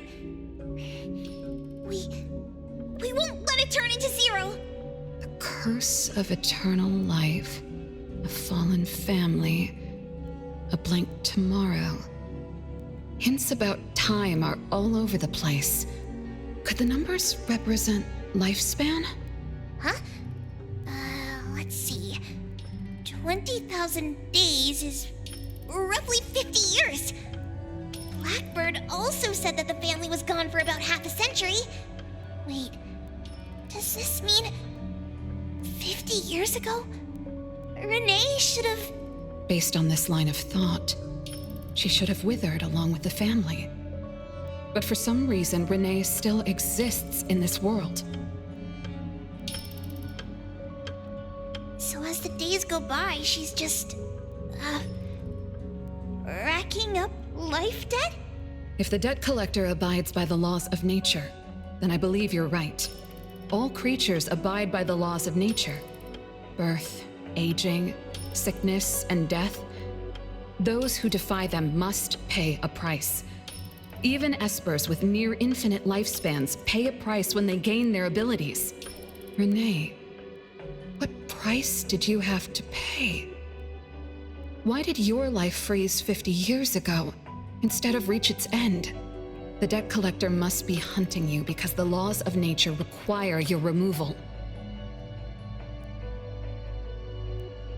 So the puppets at the Bureau, they were Renee's family? Removed by the debt collector? Master, what should we do? Renee's commission. A-Bone accepted the commission. There's no reason to break our contract. I'll do my best.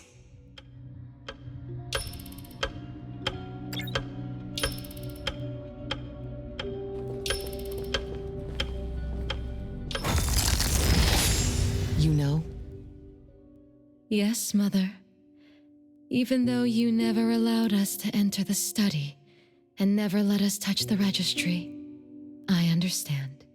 All the siblings, except for Renee, can hear the approaching footsteps of death Each day we spend with you brings us one day closer to the end. Each day we dispel your solitude takes away another day from us. Isn't that so? It shouldn't be like this. As your creations, we are willing to warm your empty heart forever and bring you to the happiness you long for until you no longer need us. But she ruined all of this. When she was born, that cursed registry appeared in our home. Our names were written on its pages, and with them, numbers marking our precious days remaining in the world, slipping away with each sunrise. When Renee was born along with the curse, we realized the countdown began to tick steadily, and we knew all too well that our magic will fade away. There aren't many remaining days for us to serve you. In our final moments, we want to do everything we can to make you happy. But Mother, we don't understand. Why are your eyes solely fixed on Renee? Teresa planted exotic flowers. Elliot made sweets to your taste. Yvette designed and tailored clothes. We gave it all to win a smile from you. Yet what we receive is but a blind eye. Renee is the worst of us all. Always noisy, endlessly crying, habitually screaming, and forever demanding of your attention like any other selfish child. Is that how that child expresses affection? Or do you find love or joy in her tantrums? We don't understand, but we do know one thing. That selfish child never loved her older siblings, despite all the care we gave her. Does she even see herself as part of the family? Or perhaps, being as cursed as she is, her only purpose is to destroy us. None of that matters. But your name also appeared on the registry. Does that not matter at all? The youngest daughter that you love most declared the end of your life. Because of our existence, the numbers on the registry representing your life are depleting. When the numbers reach 0, we will fall asleep with nothing left but gratitude. Fortunately, even when the numbers reach 0, you won't pass away. You were long banished from this world by that thing. You have never lived in the present. Even when the clock of fate dictated your end, as long as that thing offers you protection, you exist beyond the laws of nature. Yesterdays, todays, and countless tomorrows are all but the present to you, as you were forever frozen at that moment that thing took effect. Beyond that point, time no longer works on you. In the endless nightmares she brought upon us, this is the only thing we are thankful for. The malicious curse will never harm you. But even so, I won't forgive that child. Ever. Bella, managing family affairs has drained you. I'm tired too. Doesn't someone need to spend time with that child later? I understand. As you wish, Mother.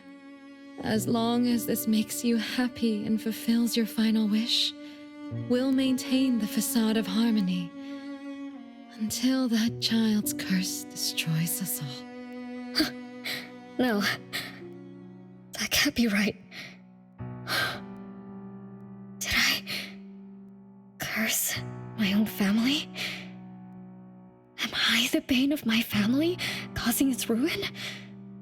Did I steal Mom's love away from the other siblings? Did I even take away their lives? Look at you, denying that you ruined everything. Exactly like before. It shouldn't be like this. You're right, sis. But why me? I love you all from the bottom of my heart. Do you all hate me? If that's true, why were you waiting under the tree to catch me?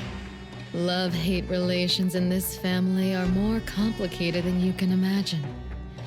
But no matter how much you doubt it, you can't deny that everyone here has done so much for you.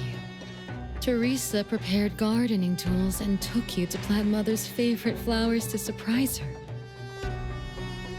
But what did you do? You barely scooped some dirt before rushing to Mother for praise.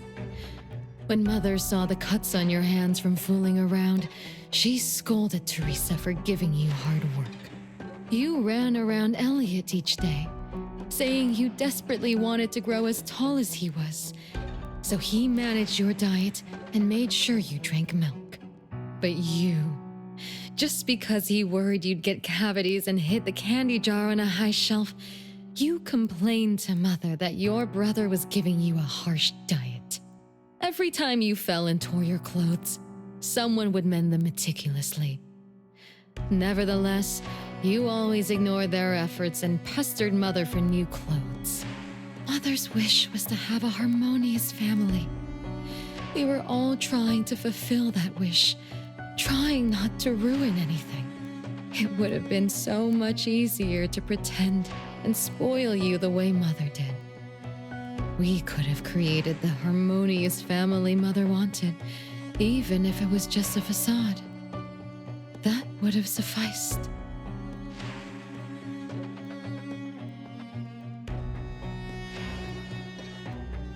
But we couldn't. Even after all your mistakes, we couldn't help but love you like real family. You were our most precious little girl.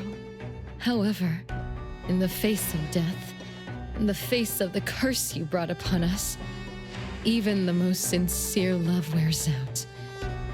From the moment you were born, we've been shrouded in the shadow of your curse. The most unforgivable thing is, Mother, she who brought us into the world, was the one to pay the ultimate price.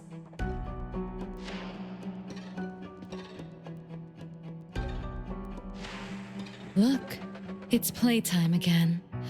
Your favorite game of hide and seek. You were always the worst at hiding. Anyone could find you easily.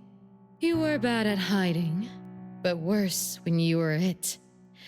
Once, you turned the house upside down and still couldn't find anyone.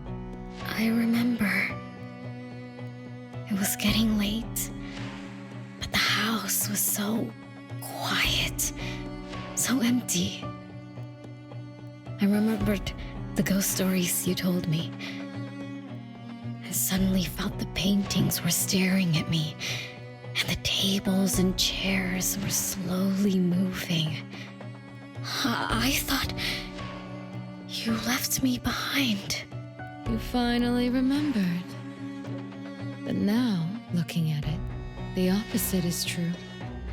You're the one who abandoned us. When you started wailing that day, we came out of our hiding places. Do you remember what we told you? We are a family, and we'll always be together. That's right. Good girl. Time is up for hide and seek. Once again, you're all alone. Come find us. I'll be it? This time, you have to find all of us. We'll be waiting for you.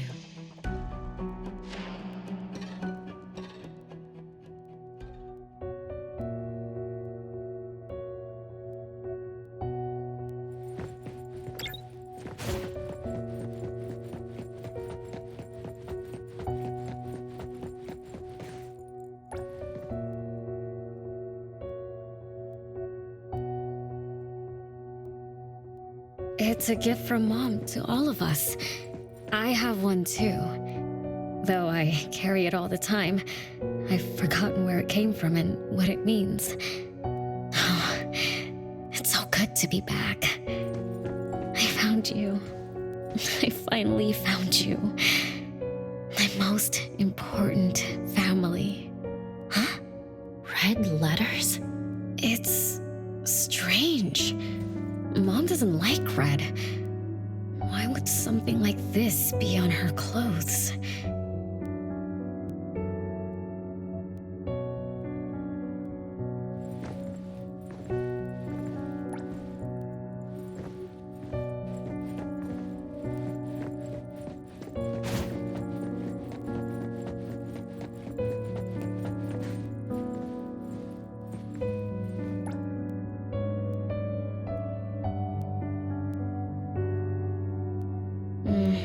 I'm still bothered by those red letters. Aren't they the first letters of names? If they are names, they do match with the voices we heard earlier.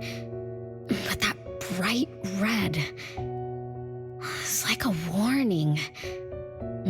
I don't think Mom did this.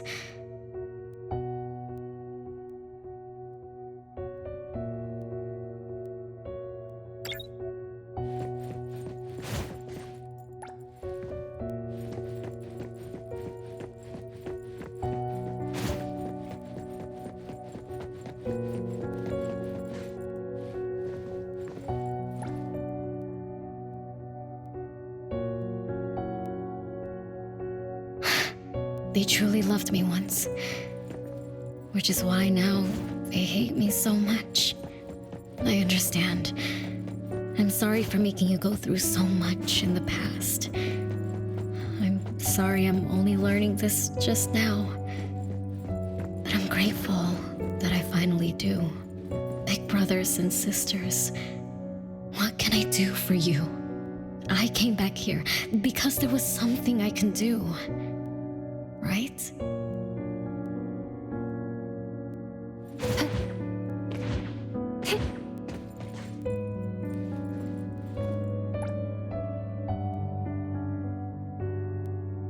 No one found me?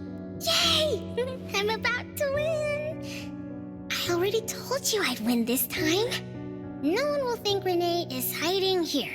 It's Renee's secret hideout. Who's that? Me? I thought we were it, so we can find my siblings.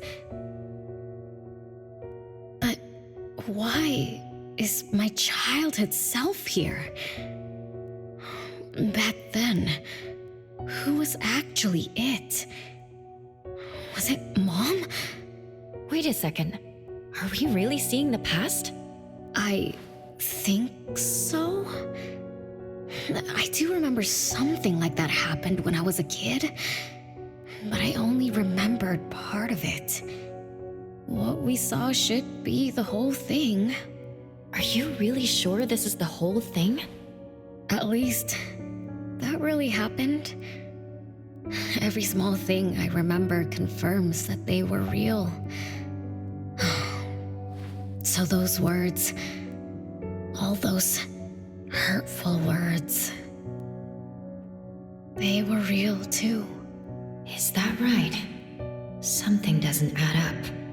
Please, follow me.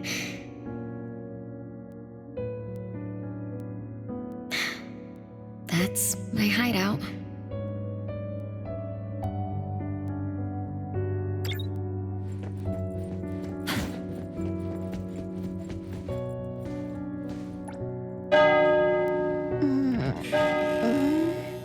Oh, you found me. Am I the last one to be found? That means I almost won, right? Next time, I'm going to hide somewhere no one can find. Oh, are we going to eat soon? Remember to wash your hands before eating. My big sis and big bro will check. If I don't wash my hands, he'll pinch my cheeks. He always says my cheeks are like the softest dough. He only says that because he wants to pinch them. I'm going back now. Is this the last puppet? No. The last one is here. Look, another letter. R. I've always carried this puppet around. Why is there a red letter etched to it too? It must mean... You finally arrived, Renee. Yes. Big Sis, I'm back. But you still don't understand.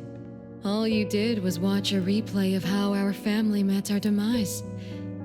You must have enjoyed how we cursed ones relive our miseries day after day. No, Big Sis, that's not true. The audience, forgetting they were part of the play, denies their sins, as if forgetting would make it all go away. Have you ever wondered why you forgot this home? Forgot us? Were you forced to forget, or were you unwilling to look back? Renee, you can't lie to yourself. I forgot about the family because I was escaping the past. Looks like you've finally found the answer. Yes, I was born from your desire to escape everything. You left all the painful memories of home with me, so you could live carefree in your blissful ignorance. And I will forever call you back, trying to make you remember. You belong here. You belong to our family. So one day, you will knock on our door again.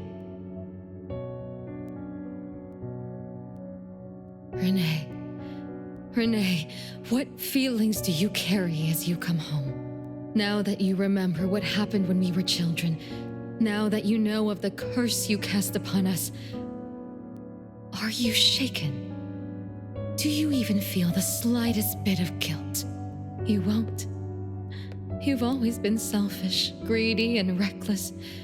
You betrayed the very purpose we were born to follow. To love Mother, to be with Mother, and exist only to fulfill her wishes. I'm so sorry. I'm so sorry. You shouldn't apologize to me. Have you ever thought about our mother? Our mother who exists outside the flow of time? What could be her ultimate fate? Mom? What happened to Mom? She gave you everything. All her love, all her life, and that thing.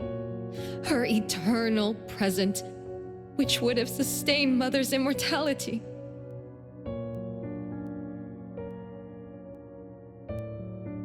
Wait a minute. Big Sis, don't leave! The clock still turns backward.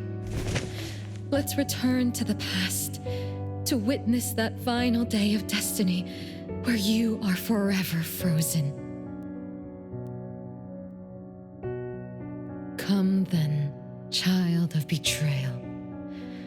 I'll be waiting for you on the final stage.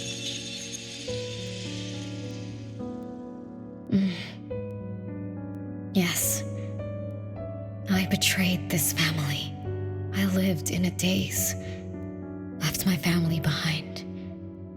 Just to forget my own sins and escape from my endless guilt. That sin. An unforgivable betrayal. I lived for so long, without purpose. Until today. Renee? Look. This is the message my siblings left behind. I'm not just the cursed child. I also betrayed this home. Betrayed everyone. Betrayed Mom. But my family is still calling out to me. I still have a chance, right? If only I could go back to the past. Back to that last day at home. There's only 2 hours left. I need to find a solution soon. I should talk to Renee about what just happened. 7 o'clock. Time for dinner. Renee, wait, where are you going to? Hurry, hurry. The food's getting cold. Food getting cold? I can't keep Mom waiting for too long. I can't make her sad. Renee? That is not allowed. Absolutely not. I can't get to Renee. She's completely lost in the past. Let me organize the clues I've gathered so far. Could the curse in this family be the rule-based anomaly that attacks Renee every night? After all, Renee and her siblings likely aren't entities that abide by the laws of nature. It does make sense to be targeted for that reason. But if that's the case, why does the anomaly only appear when Renee wakes up? Shouldn't the anomaly that enforces the laws of nature have appeared with the first child? Can we really trust this, Bella? Something's not right. Also, why does the puppet Renee carries also have a red letter on it? Are these things caused by the anomalous realm? Or perhaps someone, an Esper, orchestrated all of this. Is that Bella really a shadow from the past? Anyway, I should catch up with Renee.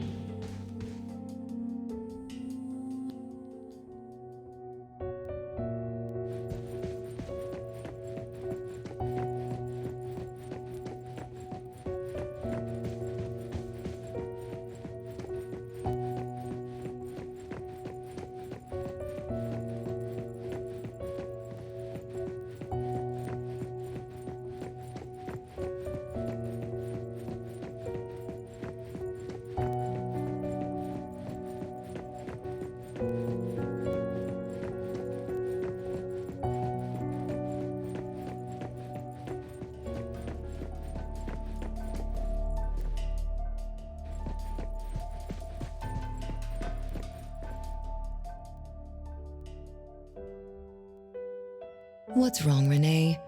You haven't eaten much. Big Bro's cooking is great. I'm just not hungry. The Mighty King looks tired. He's not moving at all. And won't even sing anymore. Your little cricket? Yeah, my favorite one. Did the Mighty King die? He was still wiggling his whiskers around confidently yesterday. Or maybe he's just in a bad mood, like me. I don't know. In my garden, the cherry tree sprouts green buds, while my little Renee blooms with laughter. Each day, withered leaves drift down, returning to soil, resting peacefully with insects that will never sing again. Such is life, a circle without end. Don't be sad. You'll catch new crickets with shinier shells and better songs. But I want to play with the Mighty King. He's been with me for a long, long time. Is there anything after death? Will we die too? I know. It's a world where you're all alone. No mommy, no big brothers or sisters.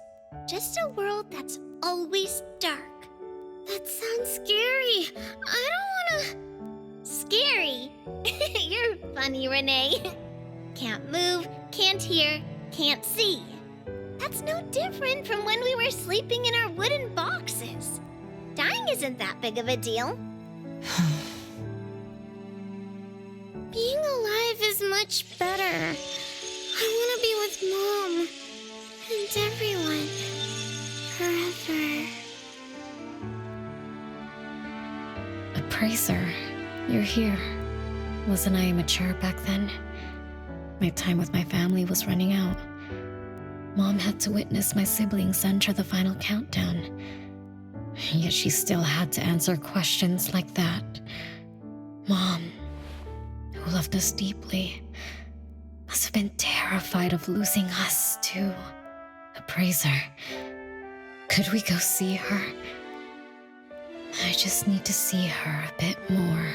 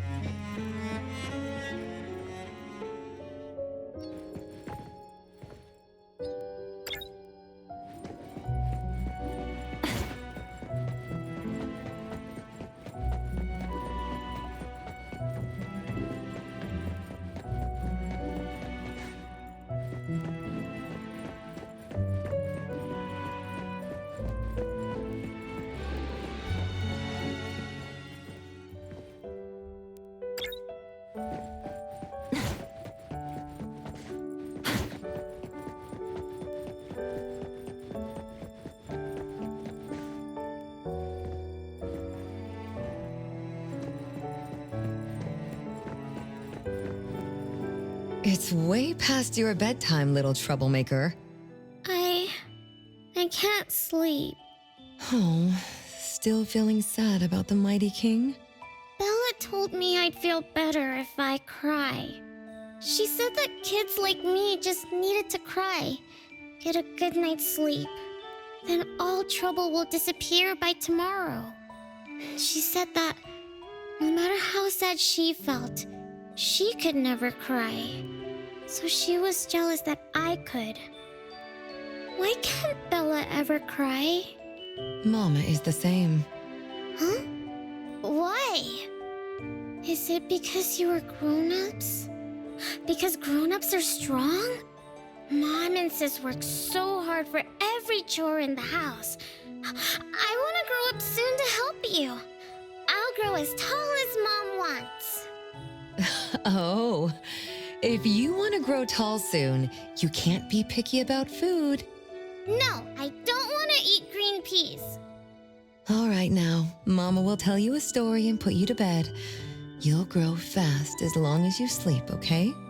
Are you continuing yesterday's story? No, tonight I'm telling you a story that no one has ever heard before. Once upon a time, there was a carpenter living in the royal city. Her skill was beyond compare. People said she had the magic to breathe life into wood. If she wanted to, those lifelike puppets she created could become alive. The old carpenter loved crafting, but she was facing a most difficult challenge. As she grew older, her eyesight was no longer as sharp, and her hand that held the carving knife wouldn't stay still. Could that be the end? She remembered what people said about her. If she was as good as they say, couldn't she craft her own assistant? She made up her mind, then began to work. What should a perfect child, a real child, have? He should have the strongest body. The child was born. He was sturdy yet nimble. And once his spring is sprung, he could run 2 laps in the royal city with no one able to keep up. Everyone congratulated the old carpenter, but she shook her head and said, "No, this isn't a real child. What should a perfect child, a real child, have? He should have the most beautiful face." The child was born. His beauty caught everyone's eyes. The king invited him to dance at the palace for foreign guests. Everyone congratulated the old carpenter, but she shook her head and said, "No, this isn't a real child. What should a perfect child, a real child, have?"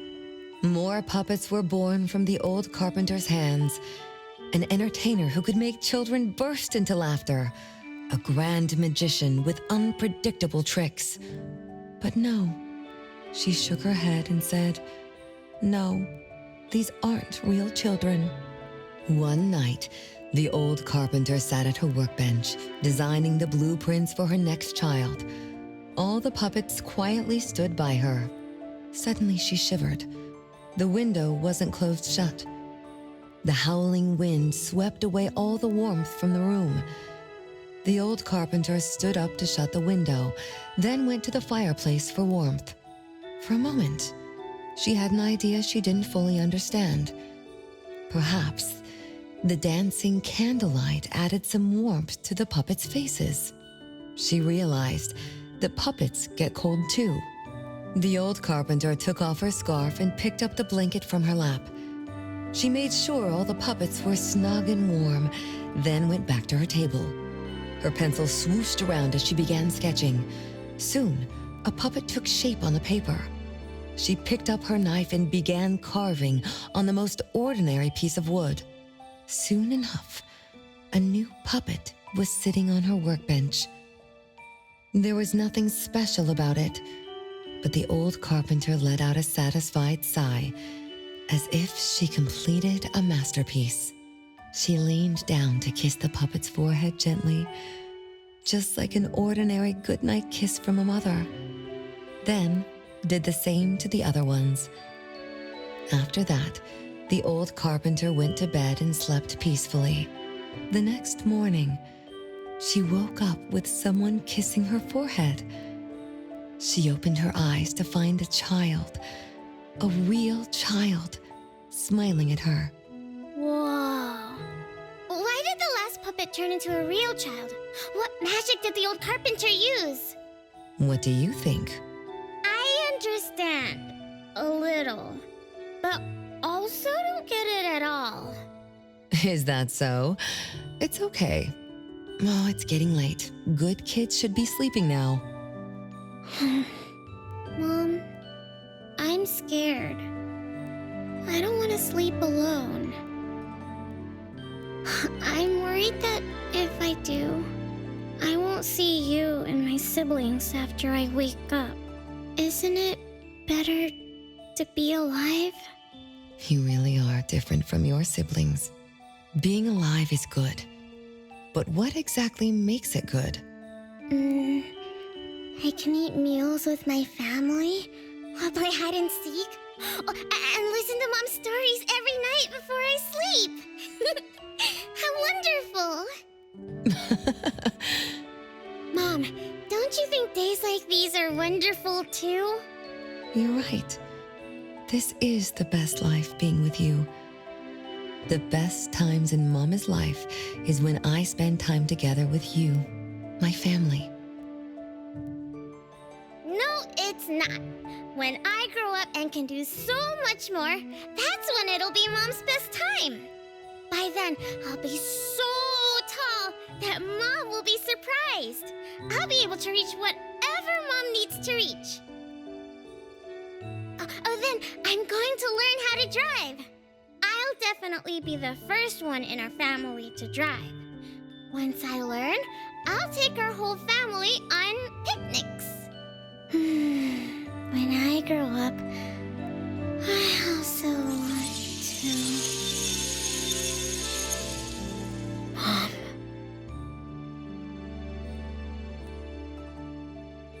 Live. Live forever and ever. Do you remember now? That most selfish and greedy wish you made to our mother. With our death sentence, we should have turned back into puppets over 50 years ago. Have you ever wondered why you've been able to escape the debt collector until today? That's the secret that granted eternal life. The secret that froze Mother's body and soul at that very moment. And the price she paid for this eternal moment. Exiling herself out of the mortal world, living without worry or care, without joy or sorrow, without thought or feeling. She should have been enjoying her unmoving life, and we should have been nothing but puppets she made on a whim, with the sole purpose to serve as her children. All we had to do was live under Mother's roof, love her, be loyal to her, and fulfill all her wishes. It should have been that way, even when faced with the registry, faced with the curse you invited. All we could do was to give everything we got and do our best to fulfill our mission until the countdown ends. But what about you? You endlessly sought for Mother's attention, affection, and everything she could possibly give. Now tell me, on that final night, what did you wish from Mother? I told her I wanted to grow up fast. That's right, honest child. And then?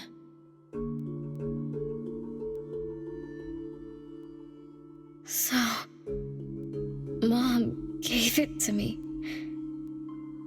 Her eternal present. No! It shouldn't be like this! I didn't know! What have I done?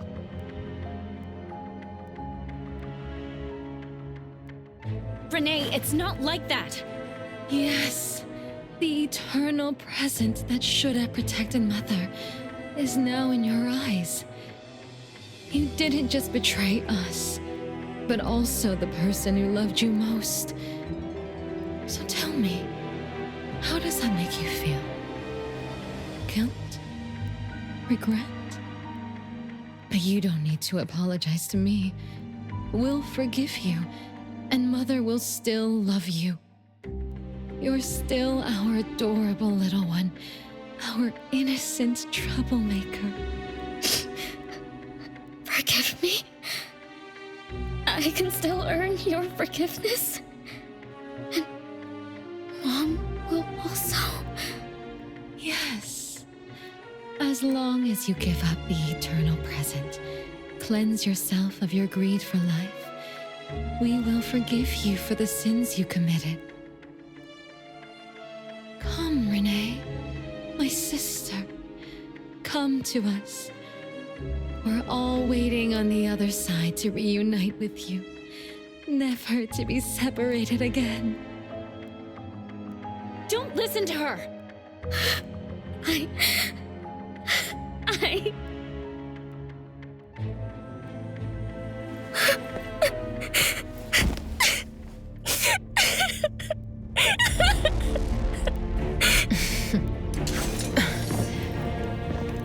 Who exactly are you?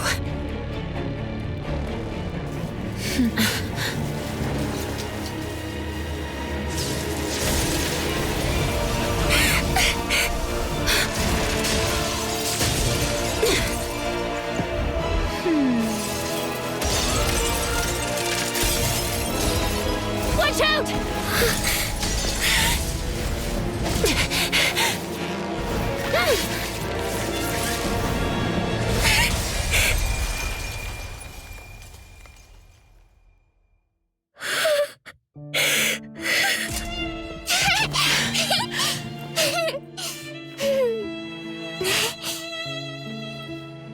Remember to get to bed early and eat your veggies. My little petal needs to grow up healthy and happy. Don't forget Mama after you grow up, okay? What is life?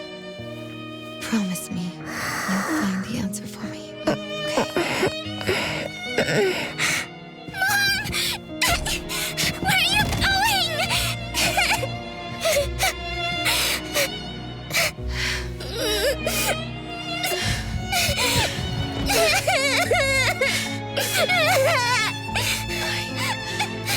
Don't need you.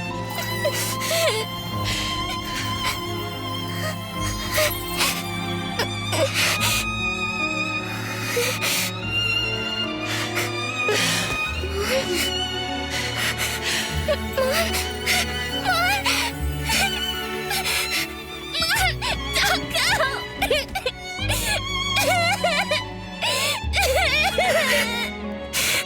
It's all my fault. It's all because of me that Mom... No! I don't want this! See? Now I can live forever. I don't need you anymore!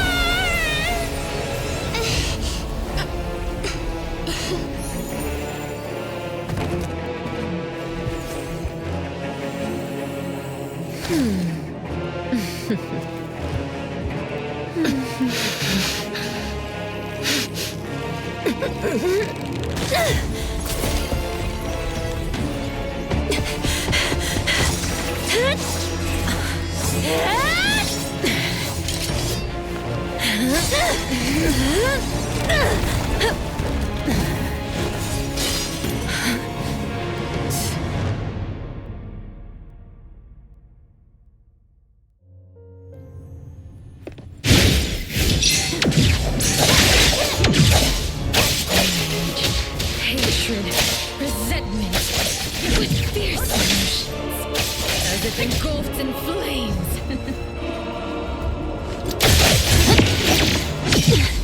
Watch the timing. Feeling good. Great.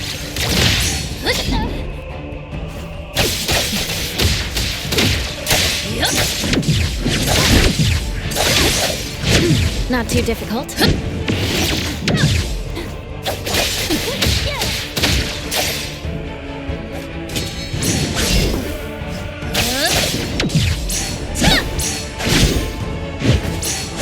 good. Fight it. Fight hero!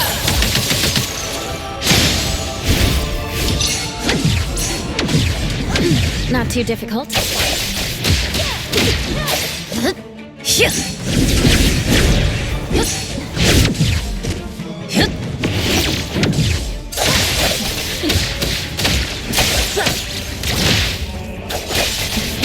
Feeling good.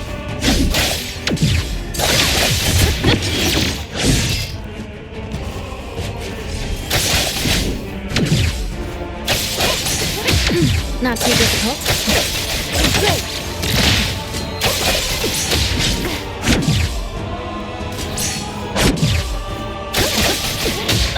Hey, flincher and fracture.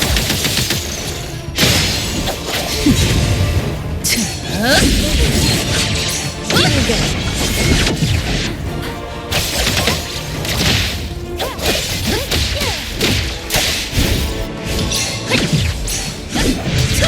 Not too difficult.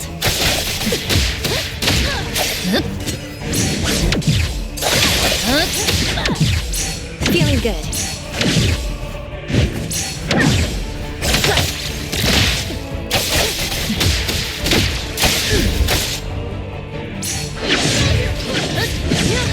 Not too difficult. Be careful. Let me show you something. Great.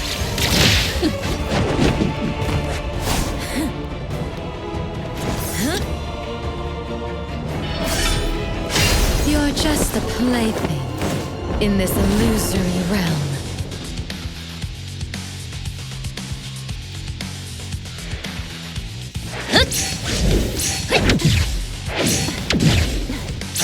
Feeling good.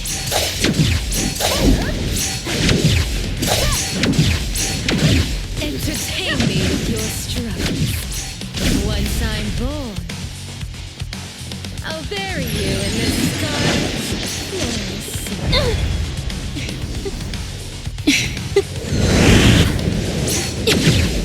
Come on. Let's finish this.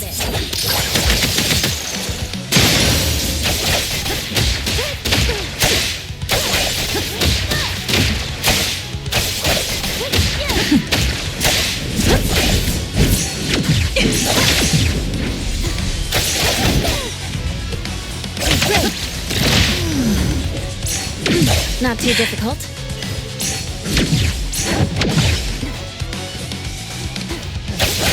Feeling good.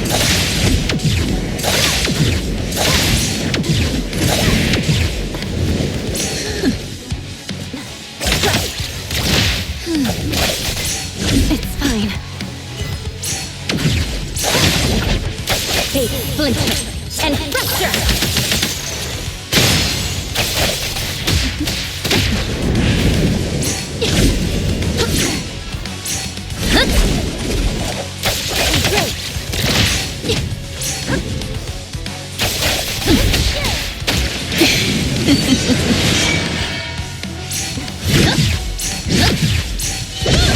Not too difficult.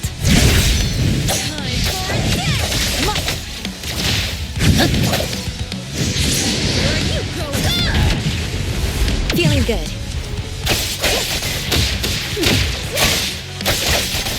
Be careful.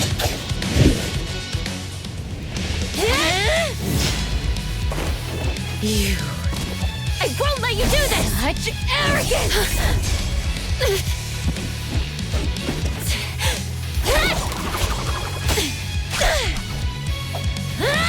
Is that it?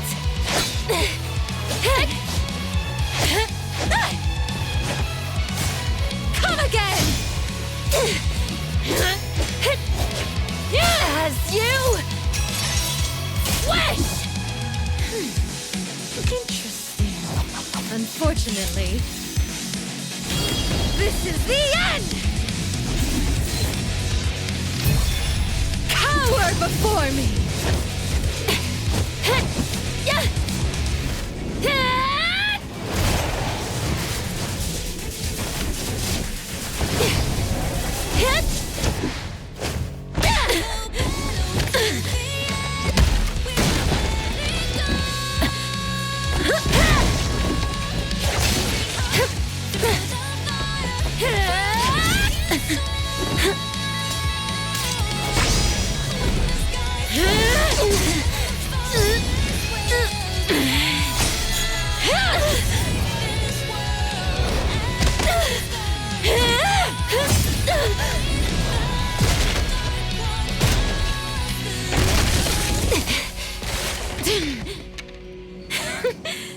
That look on your face. I like it!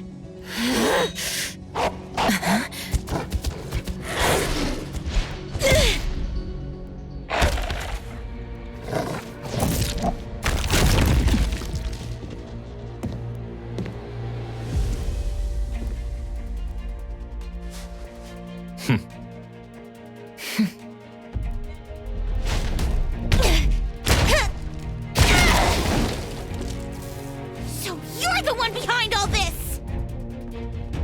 It's you. All at once? Tick-tock, tick-tock. Aren't you running out of time?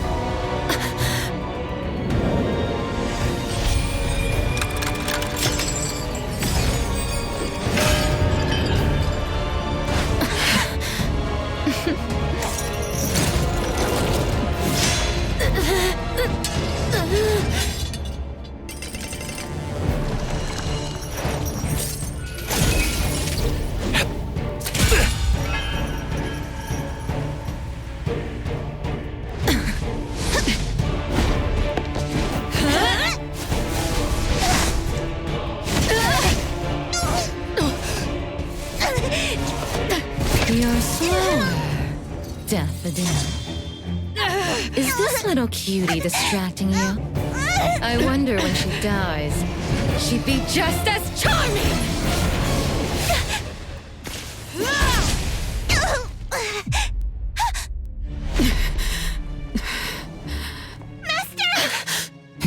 How nostalgic, sister. Sanko. We'll meet again. Just so you know, Mother misses you too.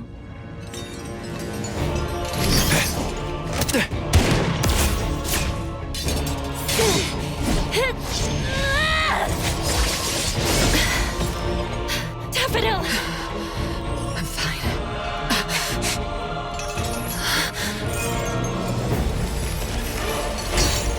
It's not over yet.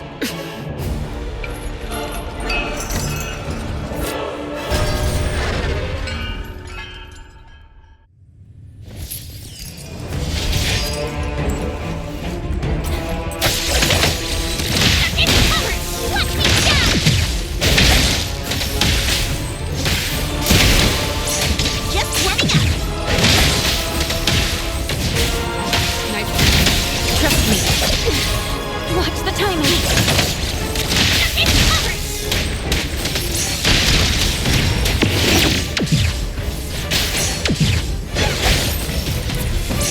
You can challenge me?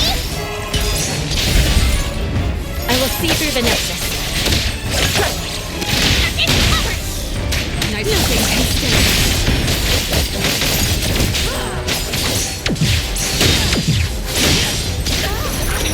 I give a shit. Everyone, follow my command! Let's finish this. Leave it to me. No problem. I give a shit you have trouble. Nice work. What you see is an illusion.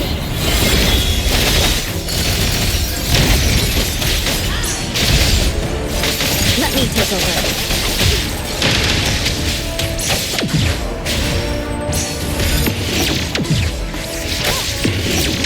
Not too difficult. Hero to the rescue!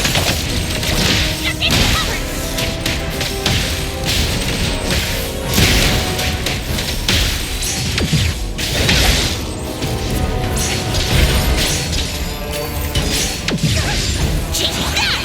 The city's mine! Big splinter and fracture!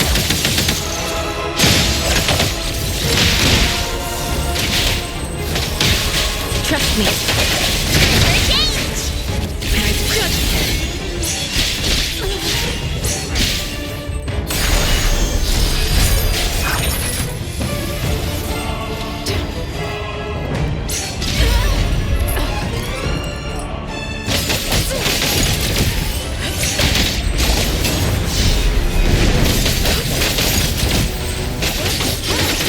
Nowhere to hide.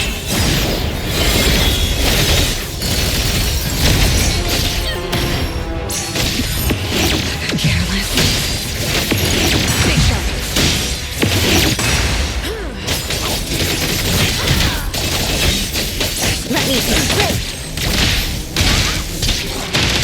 Everyone, follow my command!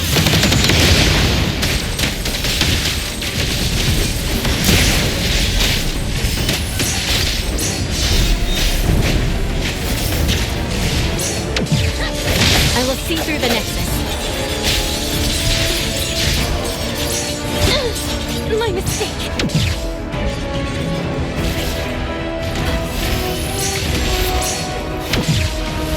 Feeling good.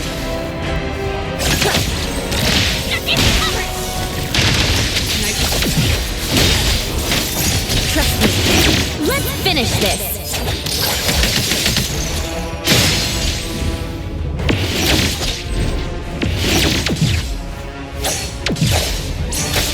Not too difficult. Great. I will see through the next one. The easy dynamite ride! Let's play, then break! Hero to the rescue! Take that! The city's mine! Is everyone okay? I'm fine, but Daffodil, are you okay? Master got hurt the worst, and it's all because of me. I'm fine, really. It's good that you're okay. Renee's unharmed too. Just dizzy from breaking free of the anomaly spell. Unfortunately, Zanko got away. She's the core member of the criminal organization, the Scarlet Letter. And a report for the puppetization case. That's gonna be a lot of paperwork. Thanks to everyone from A-Bone. The Bureau will continue to investigate into the aftermath of the issue between the debt collector and the Constantine family. Tomorrow morning, I want those who know anything about the Scarlet Letter at the Bureau. We need to have a proper chat. Daffodil? I shouldn't need to fetch you at A-Bone, right? I see. Says who? Master deserves some rest tomorrow. Natalie, appraiser. Let's go home.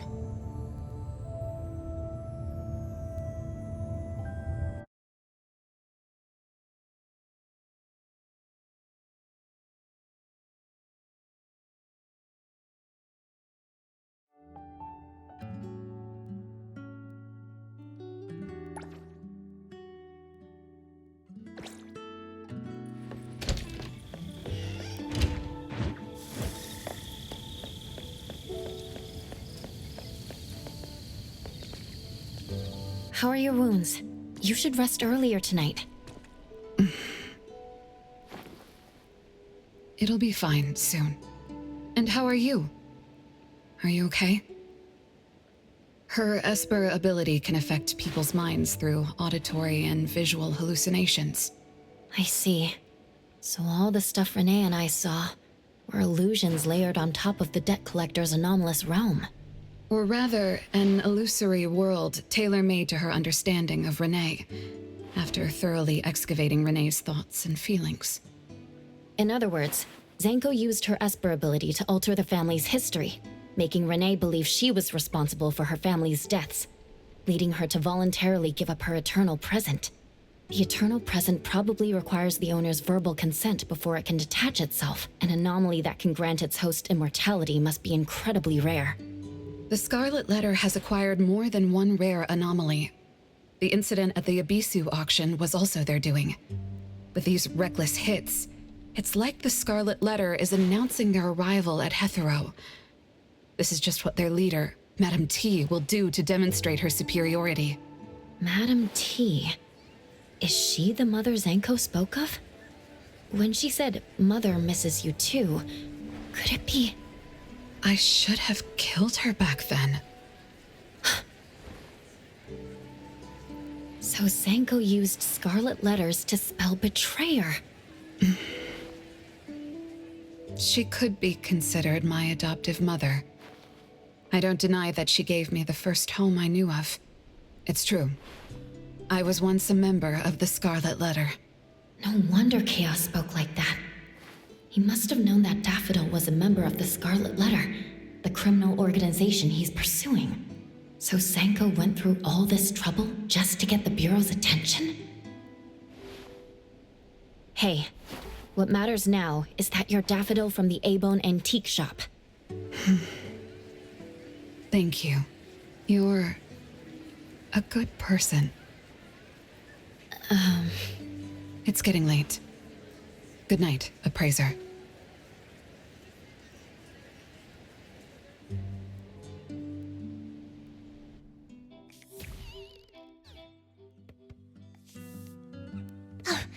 Appraiser, have you seen Master? Daffodil isn't here? She's been gone this morning and hasn't come back. Maybe she's assisting the Bureau. For that long? We're here, the A-Bone Antique Shop. Appraiser, Natalie. Good morning. Renee! How are you feeling? And this is? This is Linko from ETD 6. Oh, so Chaos is handing Renee over to ETD 6 to take care of. Hello there. Take care of? We were just going in the same direction. Linko also has something to do at A-Bone, so I gave her a ride when we left the Bureau. Linko, you have some business here? Mm-hmm. I do have stuff to do. What are you up to? Business is already booming this early in the morning. How wonderful. What was I here for again? Tisk, you dummy! Don't tell me you forgot what you were supposed to deliver! Oh, right. The delivery. Thank you, Xiaojun. Whoa! What's this? I'm an evil spirit that can devour souls! If you dare disrespect me! Xiaojun is my pet. Huh? I can control your body and eat wasabi if I want to, you know! Not hungry now. Linko, who are you looking for? I'm looking for... Found her. Another new face? Just joined ETD? Yes, the director told me to give you this. Oh my. I told them a simple bank transfer would be fine, but they went ahead and sent someone over. Fresh bills are always so nice to look at, though. I have delivered payment to the A-Bone Antique Shop. Assignment complete.